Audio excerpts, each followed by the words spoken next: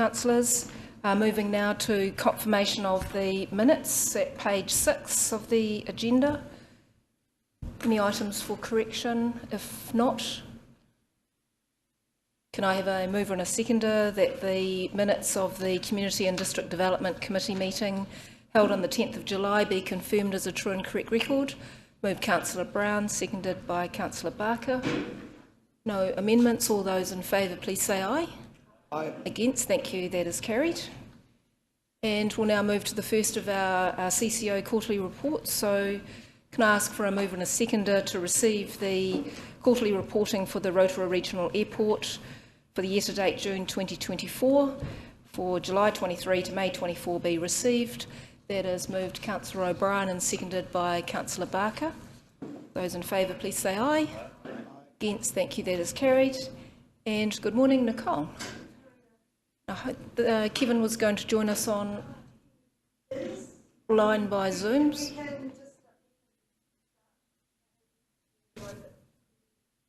We can start. I have let him know that meeting is open. You may be having some issues. That's okay. Thank you, Nicole. The presentation, councillors, has already been dropped into Stella for you. So, Nicole, we're in your hands.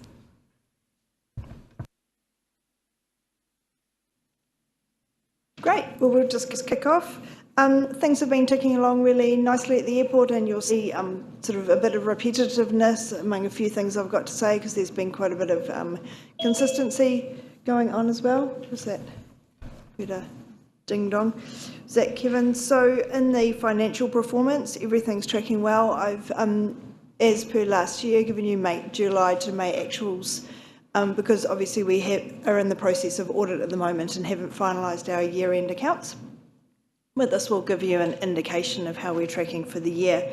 There was an unbudgeted uplift in Air New Zealand revenue, which has driven high aeronautical revenue. So every year we do a, it's not really a wash-up, but we do a check to make sure that the aeronautical pricing is at the right level. We've just completed the annual review for FY25, and when we did the one for FY24, that resulted in an uplift or an increase per passenger revenue, which has seen consistent us be consistently above budget for aeronautical landing fees all year from Air New Zealand.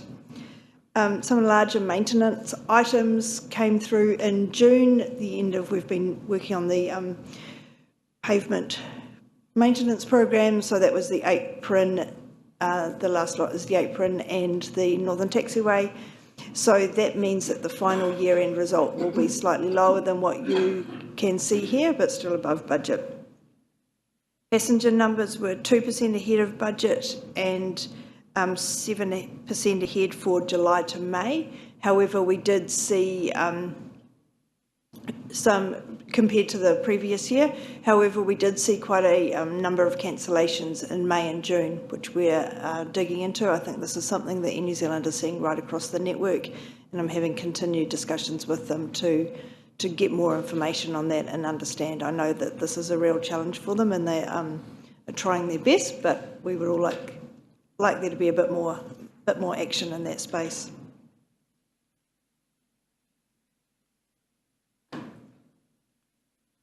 Say good morning to Kevin. We can see you online. Okay, this isn't working. Maybe someone could just move the slides for me. Thank you. So obviously, non-financial performance, everything is tracking. There is no issues there. The high-level asset management plan was delivered to council by the end of the year. So that's all on track. Oh, now we've gone too far. There we go. Operations and compliance. We're continuing to work with the fast-track consenting process for Tahiki. So those who are unaware, Tahiki is obviously the geothermal power station out near Okere that is in the fast-track consenting process at the moment. The airport remains concerned about a number of aviation risks, and our main concern is that they haven't been fully understood and addressed, and an aeronautical study hasn't been completed. So while in principle we support the power station, we firmly believe, we don't firmly believe, the aeronautical risks have to be fully understood, and that just hasn't happened yet. So until that happened, we can't do anything but give that information to the fast track consenting process, and we have been doing that as best we can and working. There was a workshop with key stakeholders held in June, so that will feed into the aeronautical study. From my understanding, the scope still hasn't been finalised yet. There has been an extension granted as well, so they've got a bit more time to try and close some of these things out. The updated flight path for ATRs, that's ATRs coming from the south, is go live on the 3rd of October. This is exciting news for us. Every little bit that we can do out at the airport to try and improve reliability, we do. So the minima for that flight path will approximately halve, will be less than half. So that means if there's low cloud or poor visibility, it will be easier for the ATRs to get in. New tractor shed has been completed, and we're working through the procurement of 2 generators to support the Emergency Operations Centre and the terminal in case of a power outage. So we're getting close to finalising that. And the maintenance program that I mentioned before for sealed surfaces continues. The Northern GA Taxiway and Apron have had seal and patch repairs, and there's a surface treatment booked in a couple of weeks' time. That's an ongoing process, and we've got a number of things planned to do that with ACOM, our providers, to obviously extend the life and keep the runway going as long as we can. Focus for looking forward, focus for the Airport Business Park has moved to delivering stage 1 in a step-by-step process. So we're working through that. It's actually a very complicated site with lots of moving parts. It's also very flat, and we're at the bottom of a big hill, and obviously beside a lake, which makes stormwater extremely complicated.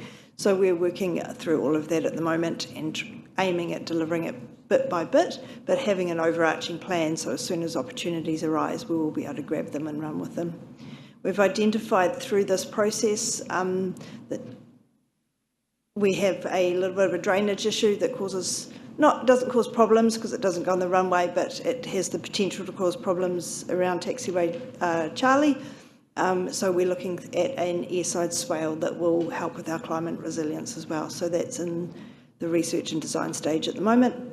And then obviously we're working through all the business initiatives in the statement of intent. So we've got quite a bit going on our plate. When I did the reporting for our board meeting tomorrow, I was like, oh wow, there's actually already a lot underway in the financial year. And happy to answer any questions. Thank you very much. Kevin, welcome. We can see you online now. Kevin, did you have any comments that you wish to make as the chair? Thank you. I'm happy to leave it with Nicole on the spot there today. Thank you, Kevin. Councillors, any questions for Nicole? Councillor Patterson. Thank you, Madam Chair. Thank you for your report, Nicole. Just looking at one aspect, Air New Zealand, this is a quote from the report, Air New Zealand are capacity constrained across the network, and we do not expect to see an uplift of capacity in the next 2 years. So was that an outcome of a meeting? I believe there was a meeting held in early July with the Air New Zealand board, which a number of the leadership group from council attended, but the rest of us didn't. So is there an opportunity for you to elaborate? Did that come from that meeting, or was there anything exciting that came from that meeting? No, it didn't come from that meeting. No, there was nothing particularly exciting from that meeting. I'm sure it would have been shared. Andrew was there as well. He'll correct me if I'm wrong, if there's anything you're missing. No, this is coming from, Air New Zealand have got reliability issues with the Q300s. It's no secret. They've talked about it at our BA5 at that meeting and other things. They're focusing on putting resilience into their network. My understanding is that any growth aircraft they can find is going to be supporting that resilience rather than growing capacity in the short term. So, yeah, I think the cancellation rates aren't ideal as well. So that's something that they're really trying to focus on, is their reliability, and that's the area of focus at the moment. So just a subsequent. So 2 years. That's quite a long time. Yep, I agree. Okay, Thank you. I'm just being I'm cautious that I can't speak on behalf of Air New Zealand, so I can tell you how it affects us and what we're putting into our planning. But beyond that, that's what the mayoral forums and so forth with Air New Zealand are for. I can't speak on their behalf and give you more information than that in this forum. It's not appropriate. Thank you. Councillor O'Brien. Thank you, Madam Chair. Through the Chair. Morena, good morning, Nicole. Thank you for your report. Just a couple of questions. Could I just ask, from your report on page 13 of our agenda, about 2 generators being purchased. What happens at the current time if there's a power outage? The airport shuts down, or do you have any emergency capacity? Or Yeah, we don't have emergency generators at the moment, which is something that's not ideal. We do have backup systems and like paper backup systems and other things in place. We've recently put uninterrupted power supplies on all the servers, CCTV, that give us a short breathing space.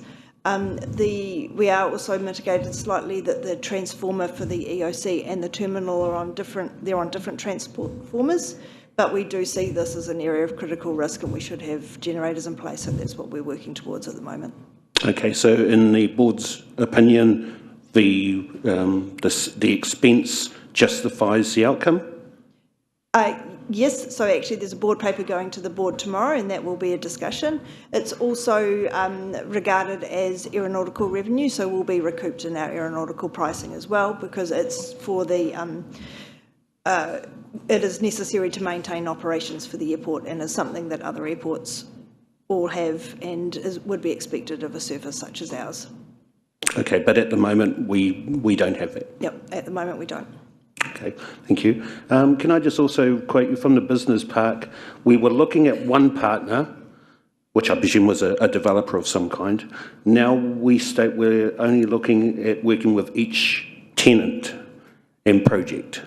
So are we changing the business case there slightly, or how are we? We're not changing the business case, we're just chunking it up. So rather than trying to do everything in one great big chunk, which would be expensive and funding is constrained, then we're looking at breaking up into bite-sized pieces. So we have an overarching plan of what we want to achieve. It's just doing that in smaller steps rather than trying to do everything at once. Eat the elephant one step at a time is what I keep, one bite at a time is what I keep getting told, rather than eat the elephant all in one go.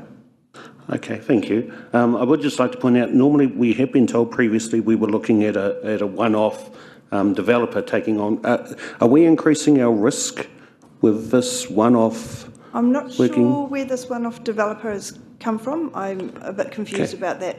No, that's fine. Thank you. All right, thank you very much. Thank you, Madam Chair. Nicole, I felt you brushed over the last bullet point in your presentation, business initiatives. As per the SOI, you said there's lots going on. I just wonder whether you might like to expand on that if you can. Yep, where do I start?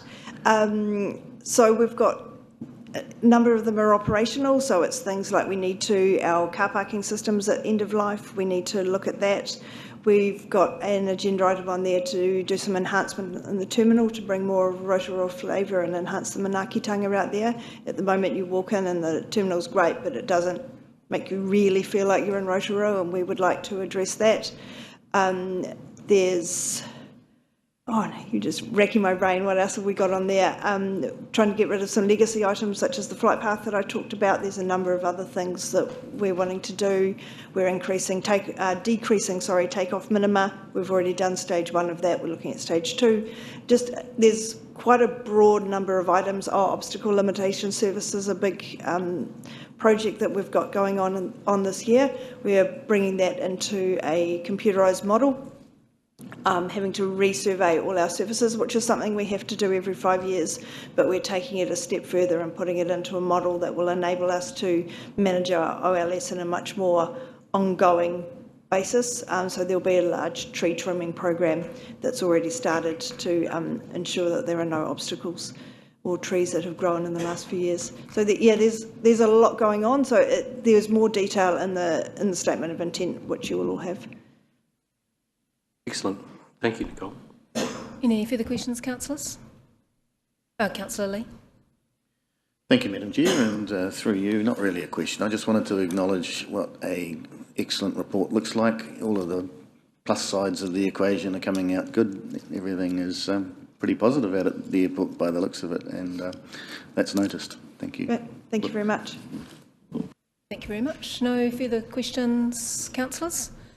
No, thank you very much, Nicole, and thank you, Kevin, for joining us online. I know you have a board meeting tomorrow, so and I think we will catch up with you at some further stage in the afternoon. In the afternoon. So thank you very much, Nicole and Kevin, for joining us today. Thank you. Okay. See you tomorrow. Bye-bye. Thank you, councillors. We will now move to our Rotorua NZ report. So can I have a mover and a seconder to receive the report? Thank you, Councillor Brown. Seconded, Councillor Barker. All those in favour, please say aye. Aye. Against, thank you, that's carried. And welcome, Andrew, and we do have an apology also from Tim Cossa, the Chair, this morning. So we're in your hands, Andrew. Thank you. Yes, I know, Tim does send his apologies. He would have loved to have been here, but is hosting a minister this morning, so wasn't able to make it. All right, I will rip into this and try and keep the presentation relatively brief and allow time for questions. In terms of our performance, this kind of wraps up over the last, last 12 months. So it is the kind of closing into that kind of financial reporting time of the year. So these are all pretty much complete now in terms of our performance measures. Pleasingly, we've made some good progress in terms of starting to see, tourism expenditure bounce back. So certainly domestic expenditure got ahead of the target we'd set ourselves, and international expenditure wasn't a long way off. I think you'll recall when we came and reported to you in the last quarter, there was quite a significant gap, and I think there were some concerns about whether we'd make it to those targets, but we've certainly kind of really closed in on them pretty closely. Pleasingly on there, the fourth measure, which is the percentage of local visitor economy stakeholders that are satisfied with our work. We've actually managed to exceed what was a pretty high bar anyway, in terms of 75% being either satisfied or highly satisfied. We've actually had 80%, which probably causes us some concerns in terms of how we'd retain that, but certainly I think it's a testament to all the hard work that the team does behind the scenes in terms of really, taking a customer focus in terms of everything that we do. So pretty pleased to see that. A couple that are off track, clearly those continue to be the ones that we're working on. They're very much around how we lift the number of visitor nights, and continuing to think about how our external reputation kind of sits in the marketplace as well.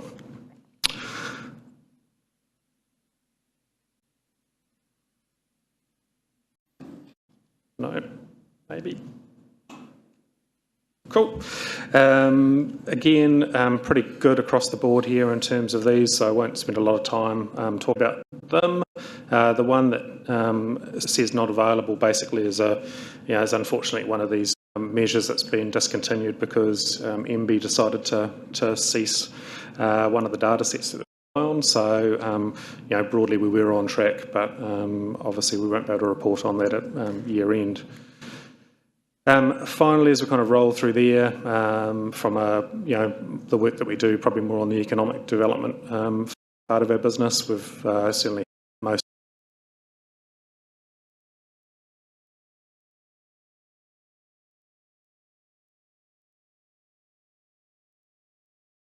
% is pretty close to been on point in terms of what the expectations were. We'll take that away and have a bit of a think in terms of what else we need to be doing in that space to satisfy those stakeholders. Financial performance for the last year was pleasingly really strong. We finished the year with exceeding a kind of forecast revenue by around about sort of 600,000. A couple of drivers there. First was trading activity in the eyesight, so certainly the retail activity has been really strong, and the changes we've made over the last sort of 2 to 3 years in terms of retail trading have really started to pay off. To put it in perspective, our commissionable product, so that's typically what people would think about an eyesight, you go in and you buy your ticket, was on budget, but retail was certainly the bit where we've seen a real lift in terms of performance, which is good to see. A couple of other things contributing in there will be some of the work we do with the education network, so that brings in secondary school students. We bring a lot of groups through. They had a really good season as well, and certainly exceeded what we thought we were going to do in terms of budget there. So, which is great. On the expenditure side, so really, we continue to work pretty hard to try and constrain expenditure where we can. So obviously made some savings against budget and that kind of operating expenditure area. But we kind of look at program delivery.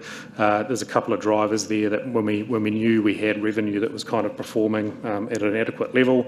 Obviously, we really made some additional investments in terms of hosting meetings, the work that we got on with around the reputational rebuild in Rotorua, and the last thing there was we brought forward some work around kind of upgrading our website. So we're on a legacy enterprise kind of website platform that was about to expire, so we were able to move that on to the new kind of SaaS version with all the bells and whistles, which will pay some dividends over the coming year in terms of our ability to be able to do more in that space.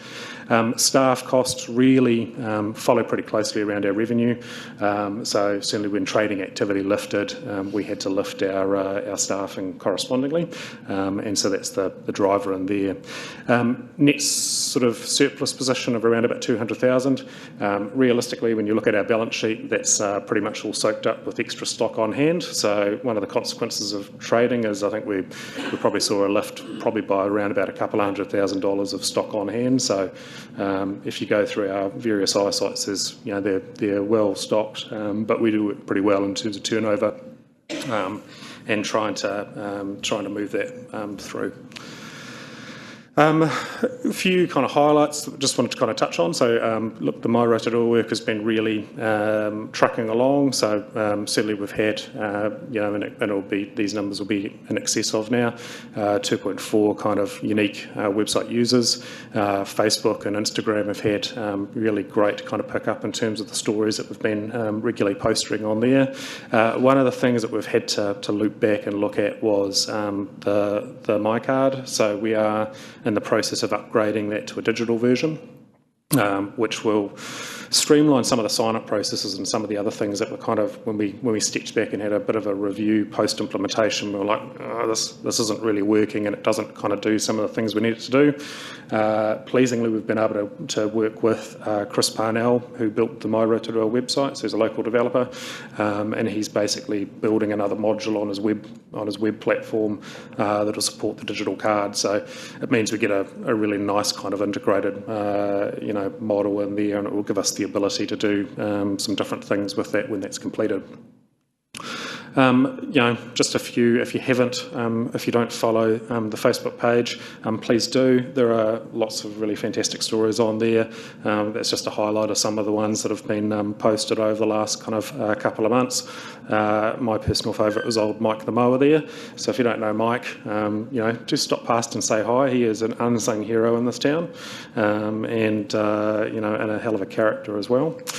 Again, Instagram, lots of stuff profiled in there as well, and lots of local businesses as well. So you've probably noted that the face on the right-hand side, if you haven't wandered across to the Wolf, which is opened in the Junction location, a Kerry Falls team have taken that over and up and trading again, and they're really bringing a different experience to how that, and they've got some great plans in terms of how they see that space operating over the next couple of years.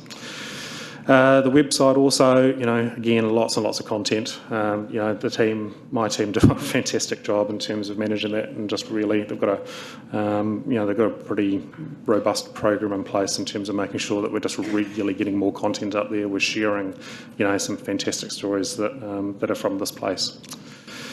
I know you received, I think, a presentation update on meetings, which we hosted in late June, and it was really great to be able to kind of host a number of councillors down on the floor and give you a bit of a sense in terms of what that's all about.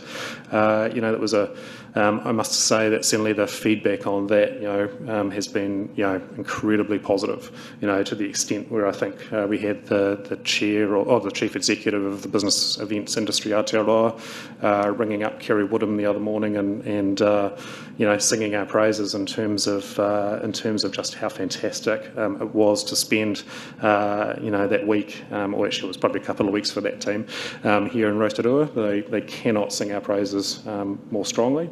And what was really pleasing, and if you get a chance, I'd encourage you to go and listen to the recording on that, was just the number of kind of the general public from outside of Rotorua that were ringing up and just saying, hey, we were in Rotorua recently, it was fantastic, we had an amazing time, and so I really encourage you to take the opportunity to kind of listen into some of those comments. That's not just down to us, that's very much a team effort, and I think, certainly all the council teams that are involved in things like, gardens and keeping streets clean and all that all makes a big difference, and certainly is part of, how we kind of turn around some of those negative perceptions. We alongside the work we do in My Rotorua, we've kind of been ramping up again in terms of a whole lot of the types of influences that we look to bring through. Probably the one on the right that you'd recognise, we had Matty McLean. We hosted him in town over the last few months. He had a fantastic time, which he certainly shared out on all the socials, and we'll continue to invest in terms of making sure that people are coming through and getting not only having a great time, but they're showcasing Rotorua to all of their followers and the rest of the country. There's a couple more there, just out in the AA magazine, and certainly there's been a bit of Herald coverage as well over the last little while. What's coming up? We never kind of stand too still. So one of the kind of 4 key things that are on the agenda at the moment. First one is we signed at Trends in Wellington. We signed a partnership agreement with Auckland Airport and Tataki Auckland to focus on attracting more Australian leisure travellers. So that work is full steam ahead at the moment, trucking towards a September launch. There'll be basically some direct-to-consumer activity in Australia alongside working with a trade partner and an airline that we'll look forward to announcing at some time in the near future, which will look to really try and drive or turn the dial really in terms of Australian leisure travellers. It is very orientated around this will be the easiest international holiday you'll take all year, and it's a short trip type scenario, so you get the best of New Zealand in a nice kind of short break. We probably only got to take a couple of days off work to make a long weekend. Alongside that, we've got a lot of work going on at the moment around kind of revising and relaunching a new domestic tourism campaign. There's a big body of research that we've literally just received, I think, the final version of yesterday. We will run some sessions in terms of sharing that research so people actually understand, in a little bit more detail, what we're trying to do in terms of our campaign activity when we get into relaunching that later in the year. Regional Infrastructure Fund is another kind of hot topic at the moment. So we've been working with the other EDAs across the Bay of Plenty to identify a number of initiatives that can be presented into that. And so I think that's, there's a couple of positives. One is we've been working really well as a kind of a collective of EDAs across the kind of 4 sub-regions, but equally we've also, I think, getting to quite a good place in terms of understanding, what are those initiatives that are going to help to turn the dial for the regional economy over the next sort of 5 to 10 years. The last one there, which is I wouldn't underestimate how much work is associated with this. Obviously, we're hosting Trends in 2025. From a tourism perspective, it is a really big deal. If you're fortunate enough to go down and have a look at meetings, Trends is like that, but just a bit bigger. Has a whole bunch more people involved and a whole bunch more complexity in terms of delivering it. We're obviously really excited around that, but it'll be a head down, bum up now between now and the dates in early May. So I'm happy to, I think that's me, take some questions. Thank you very much, Andrew, for that comprehensive report. So good to see we're going to look at a pleasing financial year-end result too for both you and for the airport, so that's great. Councillor Patterson. Thank you, Madam Chair. Thank you for your report. Andrew, just elaborating a bit more on one of the topics you just raised up there, under the marketing and comms heading, you talked about the collaboration with Auckland Airport and Tataki Auckland Unlimited to try and drive more Australian visitors back to the North Island and obviously us. So what new market segments or new offerings are we going to be pushing? Because obviously the South Island shot ahead of us for some reason. What are we going to do different to get these people back? Look, some of it's actually just really reminding what those opportunities are. So, what we're really looking to do with that is to package up the best of Auckland and the best of Rotorua into quite a kind of a tight itinerary. We've got a couple of really good trade partners on board who have, and I think we've had this discussion in the past around, and it's a bit foreign to Kiwis. Like Kiwis, when we go, I'm going on holiday to Australia or Indonesia or somewhere, we'll get online and we'll go and book our flights and pick our accommodation. We'll do it all ourselves. A lot of the rest of the world doesn't operate that way. A lot of them will still use a traditional travel agent or some other kind of booking agent. So, making sure that we're really kind of working in with those kind of organisations to get those itineraries sorted is going to be really critical in terms of what we present back into the market. We've got a really quite a punchy, creative campaign that I don't want to I can't release today because that would steal the thunder of us actually trying to get a bit of PR around it as well. But it is, it's a really kind of clear kind of call to, come and spend, a nice short break in Rotorua and Auckland. Yeah. Thank you. Just a couple more through your indulgence, Madam Chair. So great to see our international manager attended a 2-week roadshow in India. That's pretty impressive. Now, I understand there's a bit of a challenge with Indian visitors getting visas. Is that ongoing? Is there any chance that might be resolved soon? Yes, so that was certainly a challenge last summer. What we've seen, it was interesting actually, immigration actually did send a person on that roadshow as well, which was really positive and I was talking to our trade manager about it, that they fielded a lot of questions while they're up in India. A lot of it has improved significantly. Is it where we'd like it to be? So probably not, but we've got to continue to work with obviously Immigration New Zealand in terms of how do they get that process working in a more streamlined fashion. I think the really positive part, I guess, of all of those discussions is, historically we'd probably seen, when we're up in those markets that people were talking about coming to say, we're going to visit Australia and New Zealand. Quite often now it was, no, we're going to New Zealand, and so far more of a focus on a single destination, and even more pleasingly, we can't take all the credit for this, but I think my predecessors and going back a number of years have made India a bit of a focus to continue to think about how do we build those relationships. How do we make sure that Rotorua is on all the itineraries? We're hearing quite consistently, there weren't many itineraries that were missing Rotorua, and generally they were talking about kind of 3 nights. So we just need to continue to kind of focus on making sure that remains the case. Yeah. Thank you. And just carrying on from that, just to clarify, does any Indian airline actually have landing rights in New Zealand? Not currently. So at the moment, you get serviced out of a couple of ways. So Air New Zealand basically will do a code share with Singapore via Singapore. I've had lots of conversations with Air New Zealand about that. They say that actually works pretty well. So Singapore flies into 6 ports in India, so you get good connectivity that way. Certainly there'll be other, the ability to fly down via some of the Australian ports as well is still is obviously an option. There is certainly you know, if you read the kind of the aviation kind of scuttlebutt, you know, people would be kind of, you know, suggesting that it's likely we'll see some kind of direct flight, maybe in 25, 26, probably more likely 26 would be my guess. Air India in particular, you know, has probably got the biggest order books of new aircraft of any airline globally. So, you know, it wouldn't be out of the imagination to imagine, you know, to expect that we'd see some kind of direct service in the future. Exciting, and I guess that leads to my next question, final question.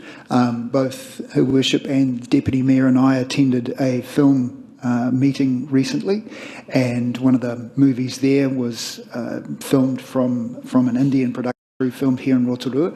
So we all know that if these things work well, we get spin-off visitor point of view. So just carrying that on, does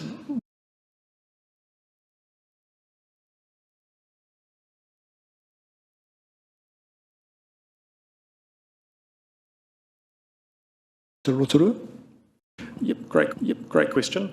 Probably, look, we wouldn't have a documented strategy to that effect, but certainly our strategy as it stands is that we continue to work with Film Both Plenty really closely, and it was great you were able to get along to that session they held the other day.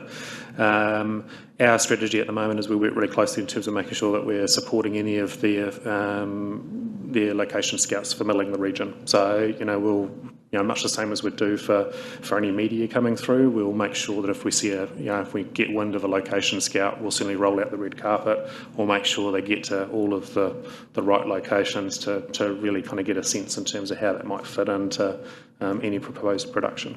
Yeah. Excellent, thank you. Thank you. Councillor Maxwell. Thank you for the report. Excellent. Can I ask, I know it's early days yet, but our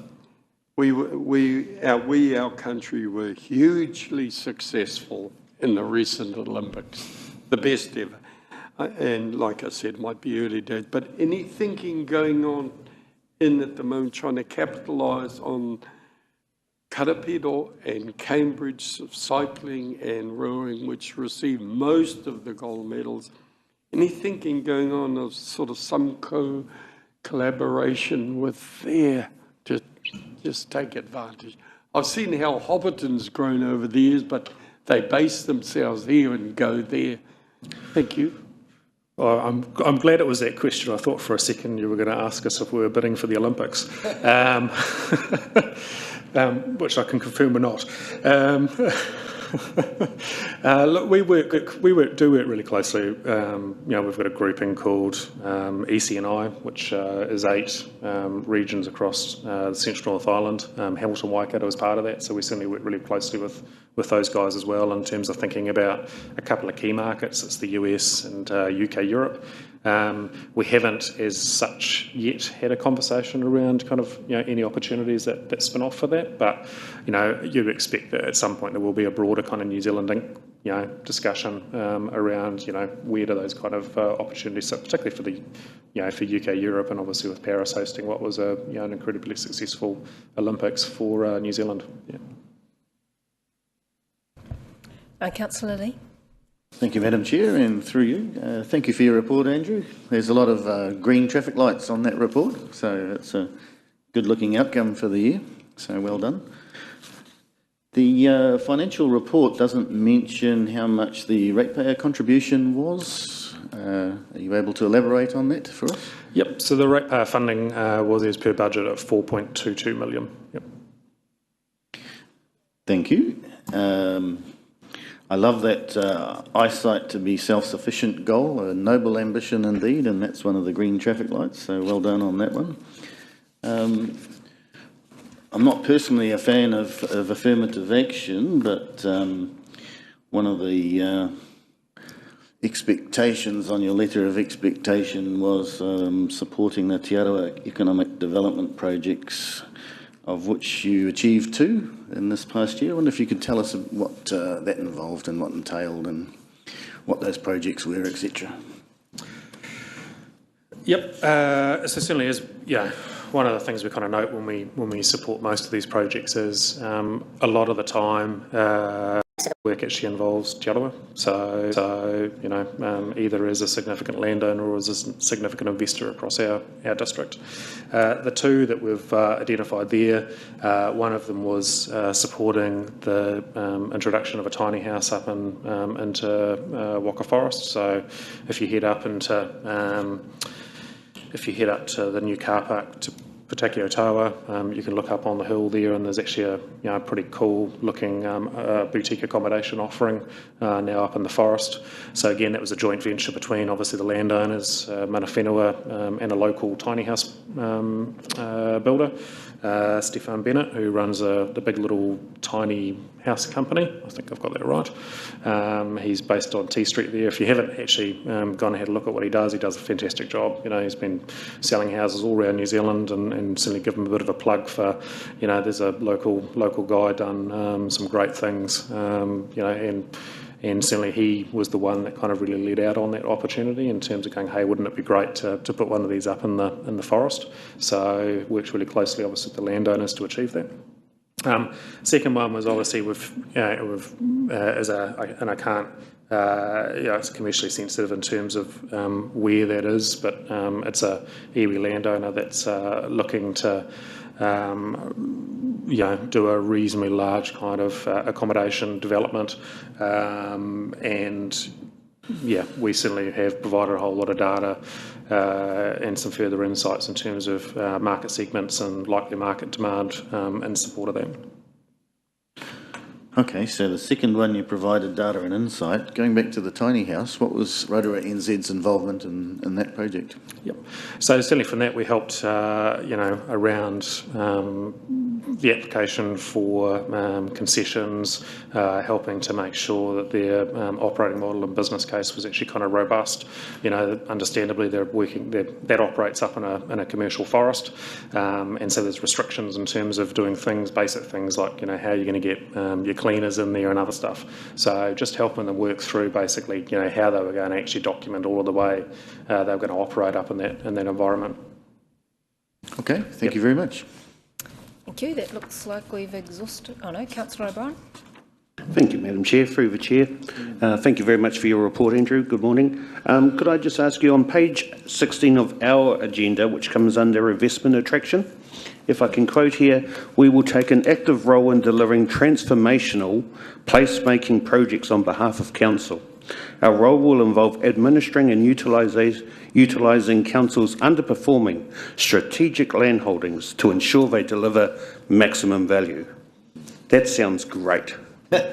Could you tell us about that, please? Yep, so you'll recall that first page is basically taken directly out of our the SOI for that year. That was certainly what we were working to in prior, so we didn't update the SOI at that point, but you know, certainly as a council you directed us not to do that, so we've pulled back from that work and been focused on the other items that were in our SOI. Okay. Could I ask for a follow-up on the question I posed to Nicole, that they put in their report about how they're now working with individual, what would you call it, land tenants or projects. Are you involved in that? How is that being handled? In terms of the airport? Yes. Look, if Nicole picks up the phone and asks for some help on stuff, we certainly provide it, but we're not actively working on her project, no. Okay, thank you. Could I ask you, on page 17, it talks about the eyesight. We've opened a camper van park at Waipa. Yep. Sorry, what was our involvement with that? When it says we've opened one, is that council land or is it we've paid for it or? No, so that's Red Stag's land, and so they have given us a right to occupy and operate the overnight parking with self-contained vehicles. See, thank you. Is there a fee involved or is it free of charge? No, there's a fee, it's charged. Free. Yep. And sorry, that comes back to council for the site or? It comes to the eyesight because it's trading activities for us. Excellent. Okay. Yep. Thank you very much. Thank you. Sorry, one final question. Could I just ask on meetings? Very successful, what do you call project, I think, well handled. Could I ask whose choice was it? Were we just hosting it and meetings decided where the various sites will be? Because I have had feedback. There was a very big marquee, I think, out at the airport Was that one of the places Yep. where a function was held? Yes. So one of the questions I've been asked by several people is, why did we have a marquee out at the airport rather than supporting local hospitality? The simple answer is that to host the number of people in one venue for sit down, there isn't actually a venue out big enough outside of the Energy Event Centre. So, and obviously the Energy Event Centre was filled with all of the exhibitors and stands for meetings. So we just simply don't have a big enough venue to have that kind of number of people sitting down for a sit-down dinner. So could I ask, so the airport was the most appropriate place as opposed to, the Lakes Village, or? Look, we considered a whole range of options around that. Certainly the airport has some advantages in terms of hard stand, and the other strategic thing to kind of think through was, one of the things we were trying to kind of showcase from a Rotorua perspective was actually you can do some things that you just can't do anywhere else, and so for a lot of people actually to kind of go, hey, wow, I'm actually airside at an airport. There is very few places in the world that would be able to kind of support or facilitate something like that. Might recall, I think, when we had the welcome, and we actually stopped traffic out on Fenton Street to allow everyone to be welcomed into South Morrison. Again, it was those moments that really did, not just stop traffic, but they did really kind of cement a view that actually, Rotorua is a can-do place. It's a place that you can come to and you can actually make stuff happen. That wouldn't necessarily be so easy in other locations. All right. Okay. Thank you, Madam Chair. And also, Andrew, I think we had the drone show out there, so that also provided a perfect backdrop to showcase that for Matariki in advance. So, Your Worship the Mayor, followed by Councillor Patterson. Oh, thank you. I just wanted to provide some reassurance around how fantastic the idea actually was to host it out at the airport. So I had the pleasure of being there as Mayor to welcome everybody, and they were just absolutely blown away that they were in a marquee on a runway having this fantastic event, and obviously it coincided with Matariki, so they did get the sneak peek of the drone show, which I know a lot of locals it created a lot of excitement because people were saying, hey, I'm looking out my window, did I just see a fish going across the lake and a bird? And so, to be honest, the feedback from people there was fantastic. Plus, bearing in mind meetings was the largest business and events trade show in New Zealand. And so to be able to showcase the airport, which is the accessibility for a lot of those people arriving to Rotorua, was a really good idea. But I did have one quick question. Just regarding the reputation rebuild, obviously this is really important to us. It is a top priority for you, top priority for this council, top priority for the community. When we're talking about who we're targeting to rebuild this reputation, is there any specific marketing or communications that's going to the Auckland domestic market? And you will understand the figures more than me, but I understand that they are quite significant. So while I'm very happy with the international focus you've also got here, are you able just to elaborate on some of that rebuild to our key domestic markets to ensure that we're getting those visitors back strongly? Yep. So certainly that's the body of work that's underway at the moment. So we have literally yesterday just received a really big body of research, which is far more qualitative in terms of into the emotionally almost what Aucklanders are looking for in terms of a break. It has caused us to kind of go back and have a really hard look at what we've traditionally been doing into that Auckland market, but probably more importantly, it's actually supporting us in terms of what we do going forward. So we are very much working towards having something back in before Christmas in terms of a bigger campaign to deliver exactly what you've alluded to, Your Worship, in terms of trying to convert more of those Aucklanders back into overnight visitors is the key kind of area where we've certainly dropped a number of nights. Yeah. Thank you. Councillor Patterson, followed by Councillor Wang. Sorry, Councillor Wang, I think I got my order mixed up there. Thank you for your indulgence, Madam Chair. Just one question I forgot. Last month, when Marissa gave her report to us, I put her on the spot and asked her, with meetings being such a roaring success, did you have any idea of the value of that? And she said, perhaps you wait till Andrew gives you your report. So have we got a figure or a rough idea of how much that is generated for Rotorua? Not yet. So, certainly and it will take a little while to kind of evaluate that. So we have certainly won some business already. So there were some wins, even actually during the actual event itself, we won some business. The team have continued to convert some further events over the last month in particular, but there's more work to do, and I think we recognise that actually, generally the tail of activity that will continue to flow out of this will probably be, for the next couple of years. So it is really, how do we continue to try and drive business through over a sustained period of time? Yeah. Thank you. Councillor Wang. Thank you, Madam Chair, and thank you, Andrew, for a really incredible report and presentation.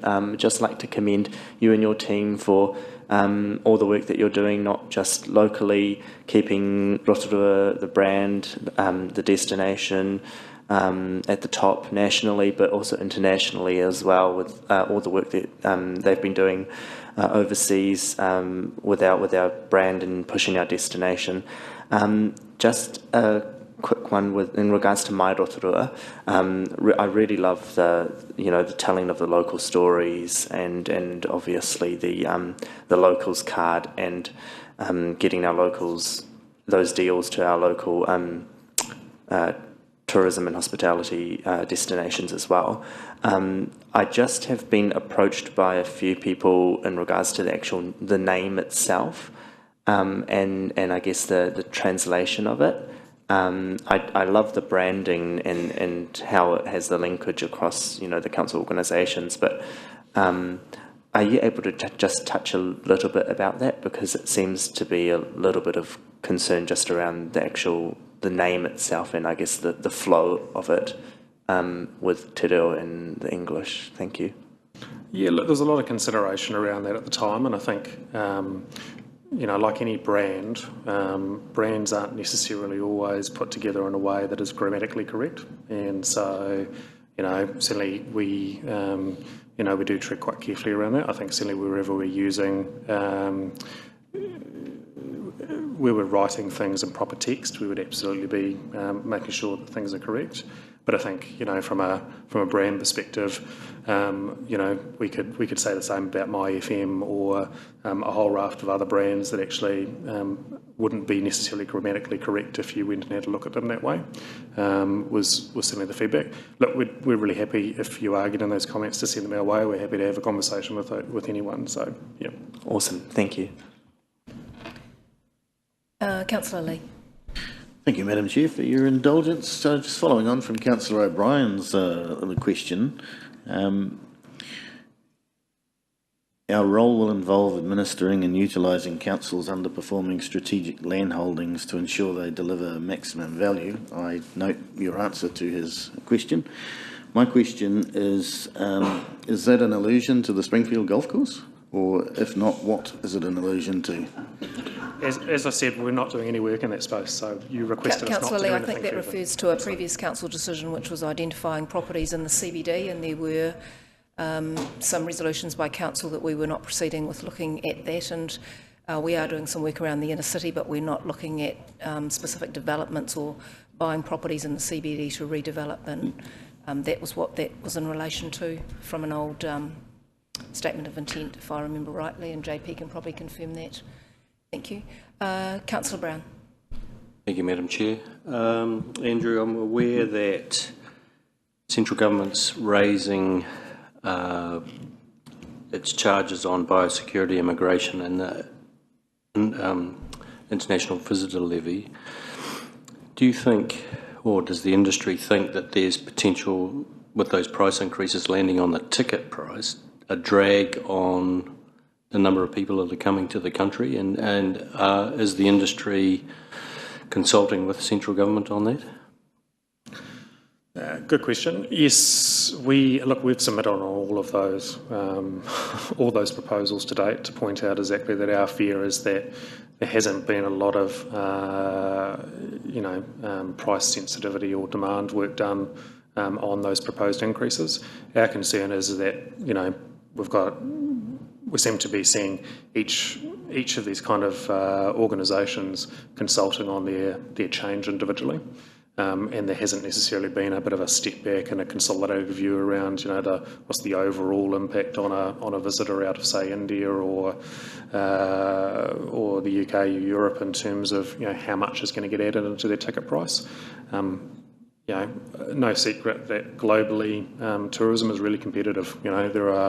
There are big dollars getting invested around the world in terms of attracting visitors, and you've got an industry that's definitely up for growth. They want to see the industry, they want to see more visitors. We want to see greater receipts from visitation. Front-loading costs doesn't seem like the best way of achieving that.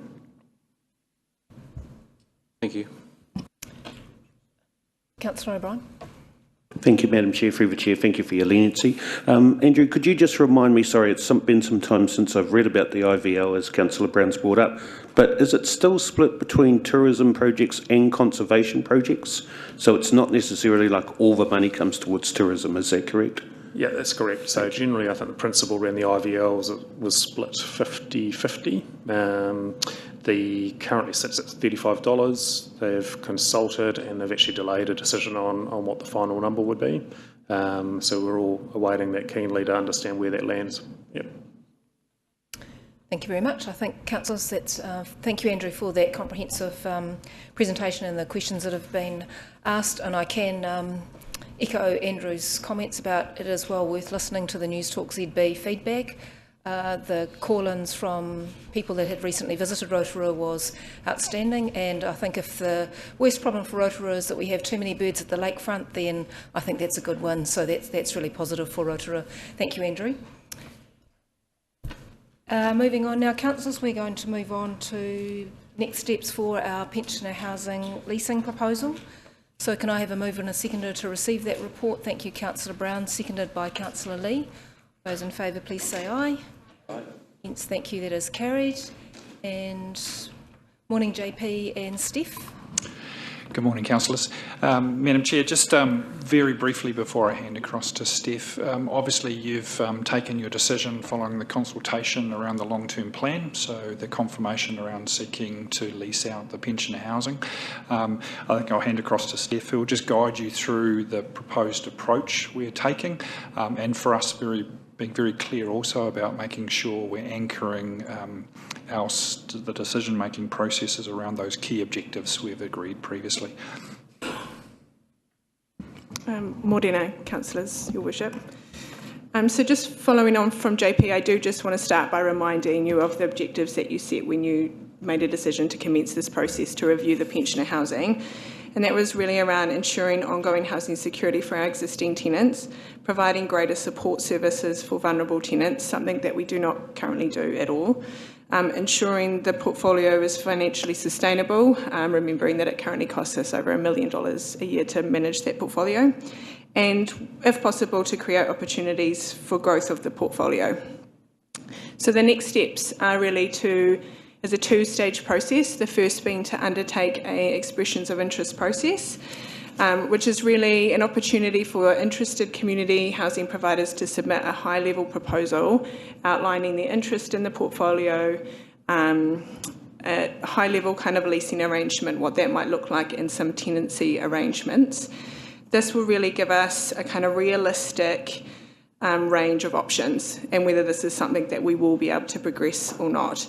Assuming we get some suitable options through that process, the next step would be to move to a more formal request for proposals, where shortlisted respondents will be asked to provide a more detailed proposal, including business case, full details of any kind of leasing arrangements, and how they intend to meet our identified objectives. So really what we're seeking from you today is the scope of those options that we include in those next steps. We're proposing to provide a range of options. So that includes a lease for all of the land and dwellings in the pensioner housing portfolio. So remembering we have 152 units across 5 complexes. An option to lease the land and dwellings of one or more of the pensioner housing complexes. And then finally, an option to take a ground lease for the land of the entire portfolio or one or more of the pensioner housing complexes, and to purchase the dwellings on top of that land. So that basically summarises where we're at today and what we're seeking from you. Happy to answer any questions. Thank you very much, Steph. So just a reminder, Council, it's been quite a long process for us. We first discussed this back in July last year, so it's been a year. And then as part of that, we agreed to go to the long-term plan to consult with the community about getting some better outcomes for our pensioners and perhaps also some other support services which we currently don't provide. So we've been through that feedback process with the LTP. This is the next stage with going out for expressions of interest and looking at the options. So can we maybe just take some questions as to the proposals and take it from there? Thank you, Councillor Barker. Thank you, Madam Chair. Thank you for the paper and the presentation. My question sits around number 3 in the recommendations, the last option, the ground lease option. If we sell the dwellings on top of the land, how does that impact Rotorua Lakes Council's ability to have an input into the standard of the dwellings and the level of improvements that are there on the land? Thank you. Good question. So we would do that through the ground lease. We would need to make sure that it was a really robust lease that gave us the ability to enforce, I guess, a level of condition that for the dwellings. We'd also seek to make sure that if whoever purchased those dwellings wanted out down the line in the future, that council had the first option to purchase those properties back, so we could ensure their longevity for the pensioner housing. And probably just adding to it, the reason why that option has also come to the table, recognising your desire to make sure that we do not see a sell-off or an exiting of the pensioner housing stock. That was an important consideration for us in highlighting this. But equally, when we've spoken to community housing providers, there is actually some value to them being able to acquire the asset.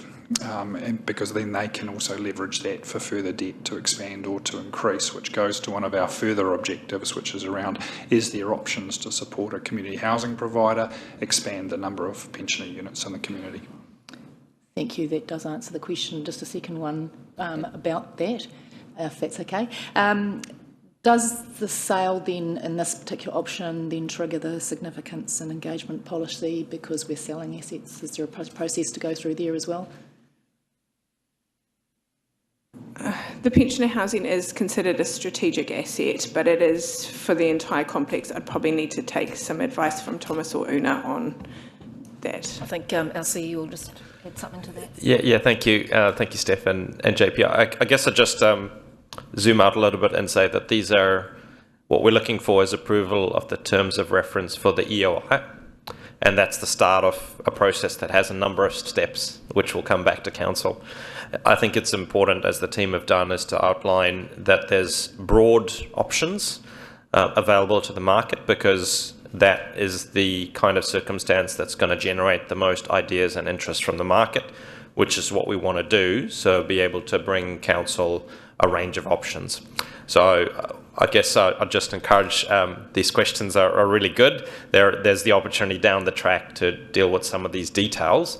And at the moment, what the team's really seeking is endorsement of these principles with the view that that's going to elicit the broadest range of options from the market. So we're going to take away all your questions, but if we're not able to answer some of the details now, it's because this isn't really the time to nail down those details, but we will take your concerns on board. Thank you. Thank you. Understood. Thank you. Councillor Maxwell. Thank you, Madam Chair, and I appreciate what Andrew's just said now. But aroha mai from me, I think my couple of questions might be a little bit in the detail, only because it's right on my mind now. On page 25, I'm following this with interest. You've got there the scope of the leasing options, and it was like a four-letter word that came out to me when it said sell.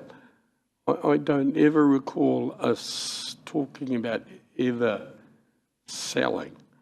So, yeah, I think you touched on it a little bit, but deep down in my own mind, we are not. Why do we have to sell anything? We don't have to, Councillor. Again, we're trying to get the widest possible potential options that are viable for potential community housing providers to achieve those wider objectives. I think we've taken the strong feeling of this chamber, which is to say a desire to keep control of the overall outcomes, that there is in perpetuity a desire to see pensioner housing units provided. So with us retaining and always retaining the land underneath, we have the control through that lease for a provider. So the houses on top become an opportunity to elicit a wider set of outcomes, but we haven't been through that. So we've taken the direction from this chamber around desire to keep a level of control. That's the land, and that's the lease that goes with that. The options around how do we get the best outcomes to achieve those other objectives around support services and the quality of the houses on top, we want to keep open to elicit those kind of options. And thank you. And further, one there, it says in there, somewhere in there, might be detailed, read in the report, something about we don't want to be paying ratepayer money towards any of this, even if we do lease it out. Whilst I've never said that myself personally, I believe we should be contributing to our elderly and vulnerable in our community. How does that stack up when we say it costs 1.1 million a year, and yet we get return of 800,000 to 900,000 from the rents that are gathered? So just to be clear, Councillor Maxwell, the $1.3 million is what it costs us once we've received the income from leasing, so it doesn't offset that. And with respect to, I guess, the financially sustainable, the pensioner housing being financially sustainable, that was one of the objectives that this committee set when we first considered this report in July 2023, was that the pensioner housing moving forward, or any leasing options that we progressed, that the outcome needed to be that it was financially sustainable for the ratepayers, including not requiring any funding from ratepayers to meet the capital or operational costs. Does that answer your question? And just, of course, adding to that, the reason why our income does not match our expenditure is the policy decision we have about making those units affordable and us charging sort of up to 30% of market. So we do have very low rents for our pensioner units. That's where the subsidy kicks in. Thank you. Any further questions, councillors? Councillor Patterson, followed by Councillor O'Brien. Thank you, Madam Chair. Through you. Just a point of clarity. I notice in here we talk about chips, so plural, and then a chip, singular. Are we looking at a mix or just one?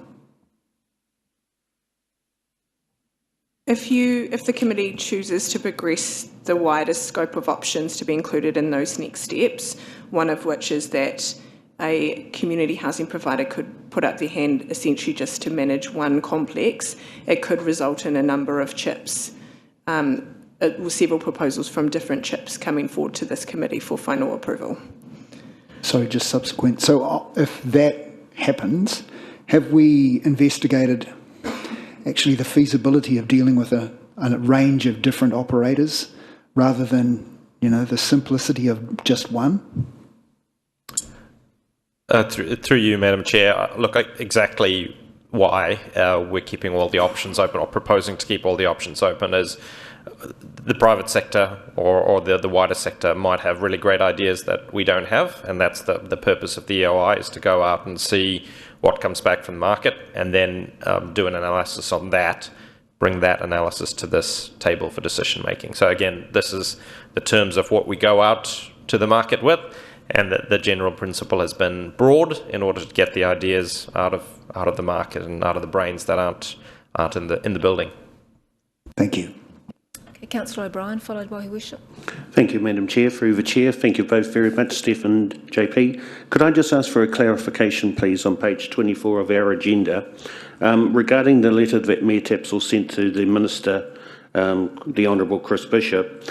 It is further noted that as leasing of the pensioner housing involves existing housing being redirected, rather than additional housing supply, the CHIP would generally not be eligible. So despite my deep reservations on this topic, I've actually voted last time to at least progress it up to the option stage, with the understanding that having a chip involved may actually, if they could achieve the subsidy, bring down rents. That seems to be, what could we say, unlikely, given that what the Minister put in his letter. Maybe I'll just unpack that and we'll see if we're answering your question. Her Worship wrote to the Minister and asked that we be considered for an allocation of a IRRS, which is the income related rent subsidy for our existing properties, which would have made it much easier for us to find a community housing provider to take on our stock, because if you have to wait and can only get new tenants onto a register, there is a turnover process, so part of that is a challenging modelling. That the Minister declined that request, so we're obviously not giving up on that. I think that's something that we need to continue to talk to government about, receiving that IRRS allocation towards the existing tenants within that, because that does change the funding proposal for a chip quite considerably.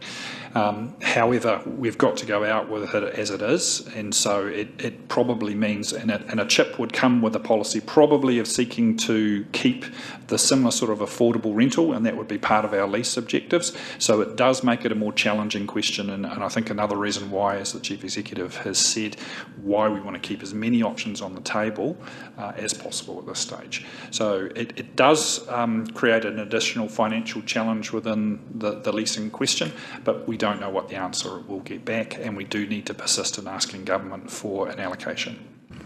So sorry. So thank you for that answer. So could I ask you, so are chips in anyone that would put in an expression of interest, are they able to inquire of the government whether they would be able to achieve the subsidy for their tenants? Because from here, it reads as though it would be unlikely, again, because they're not bringing in new housing, they're merely shifting the ownership.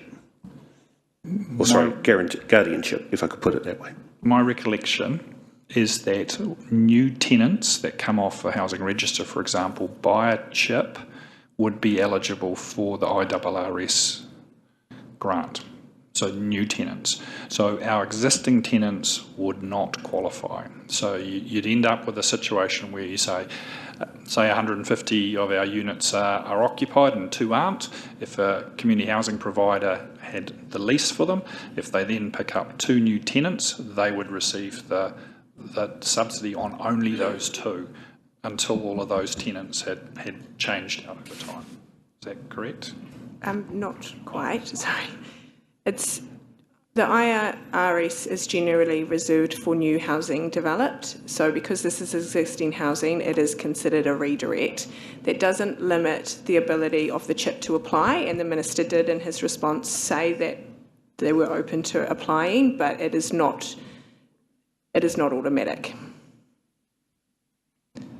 Okay, thank you. I think I've exhausted it. Fair enough. Thank you. Thank you, Your Worship.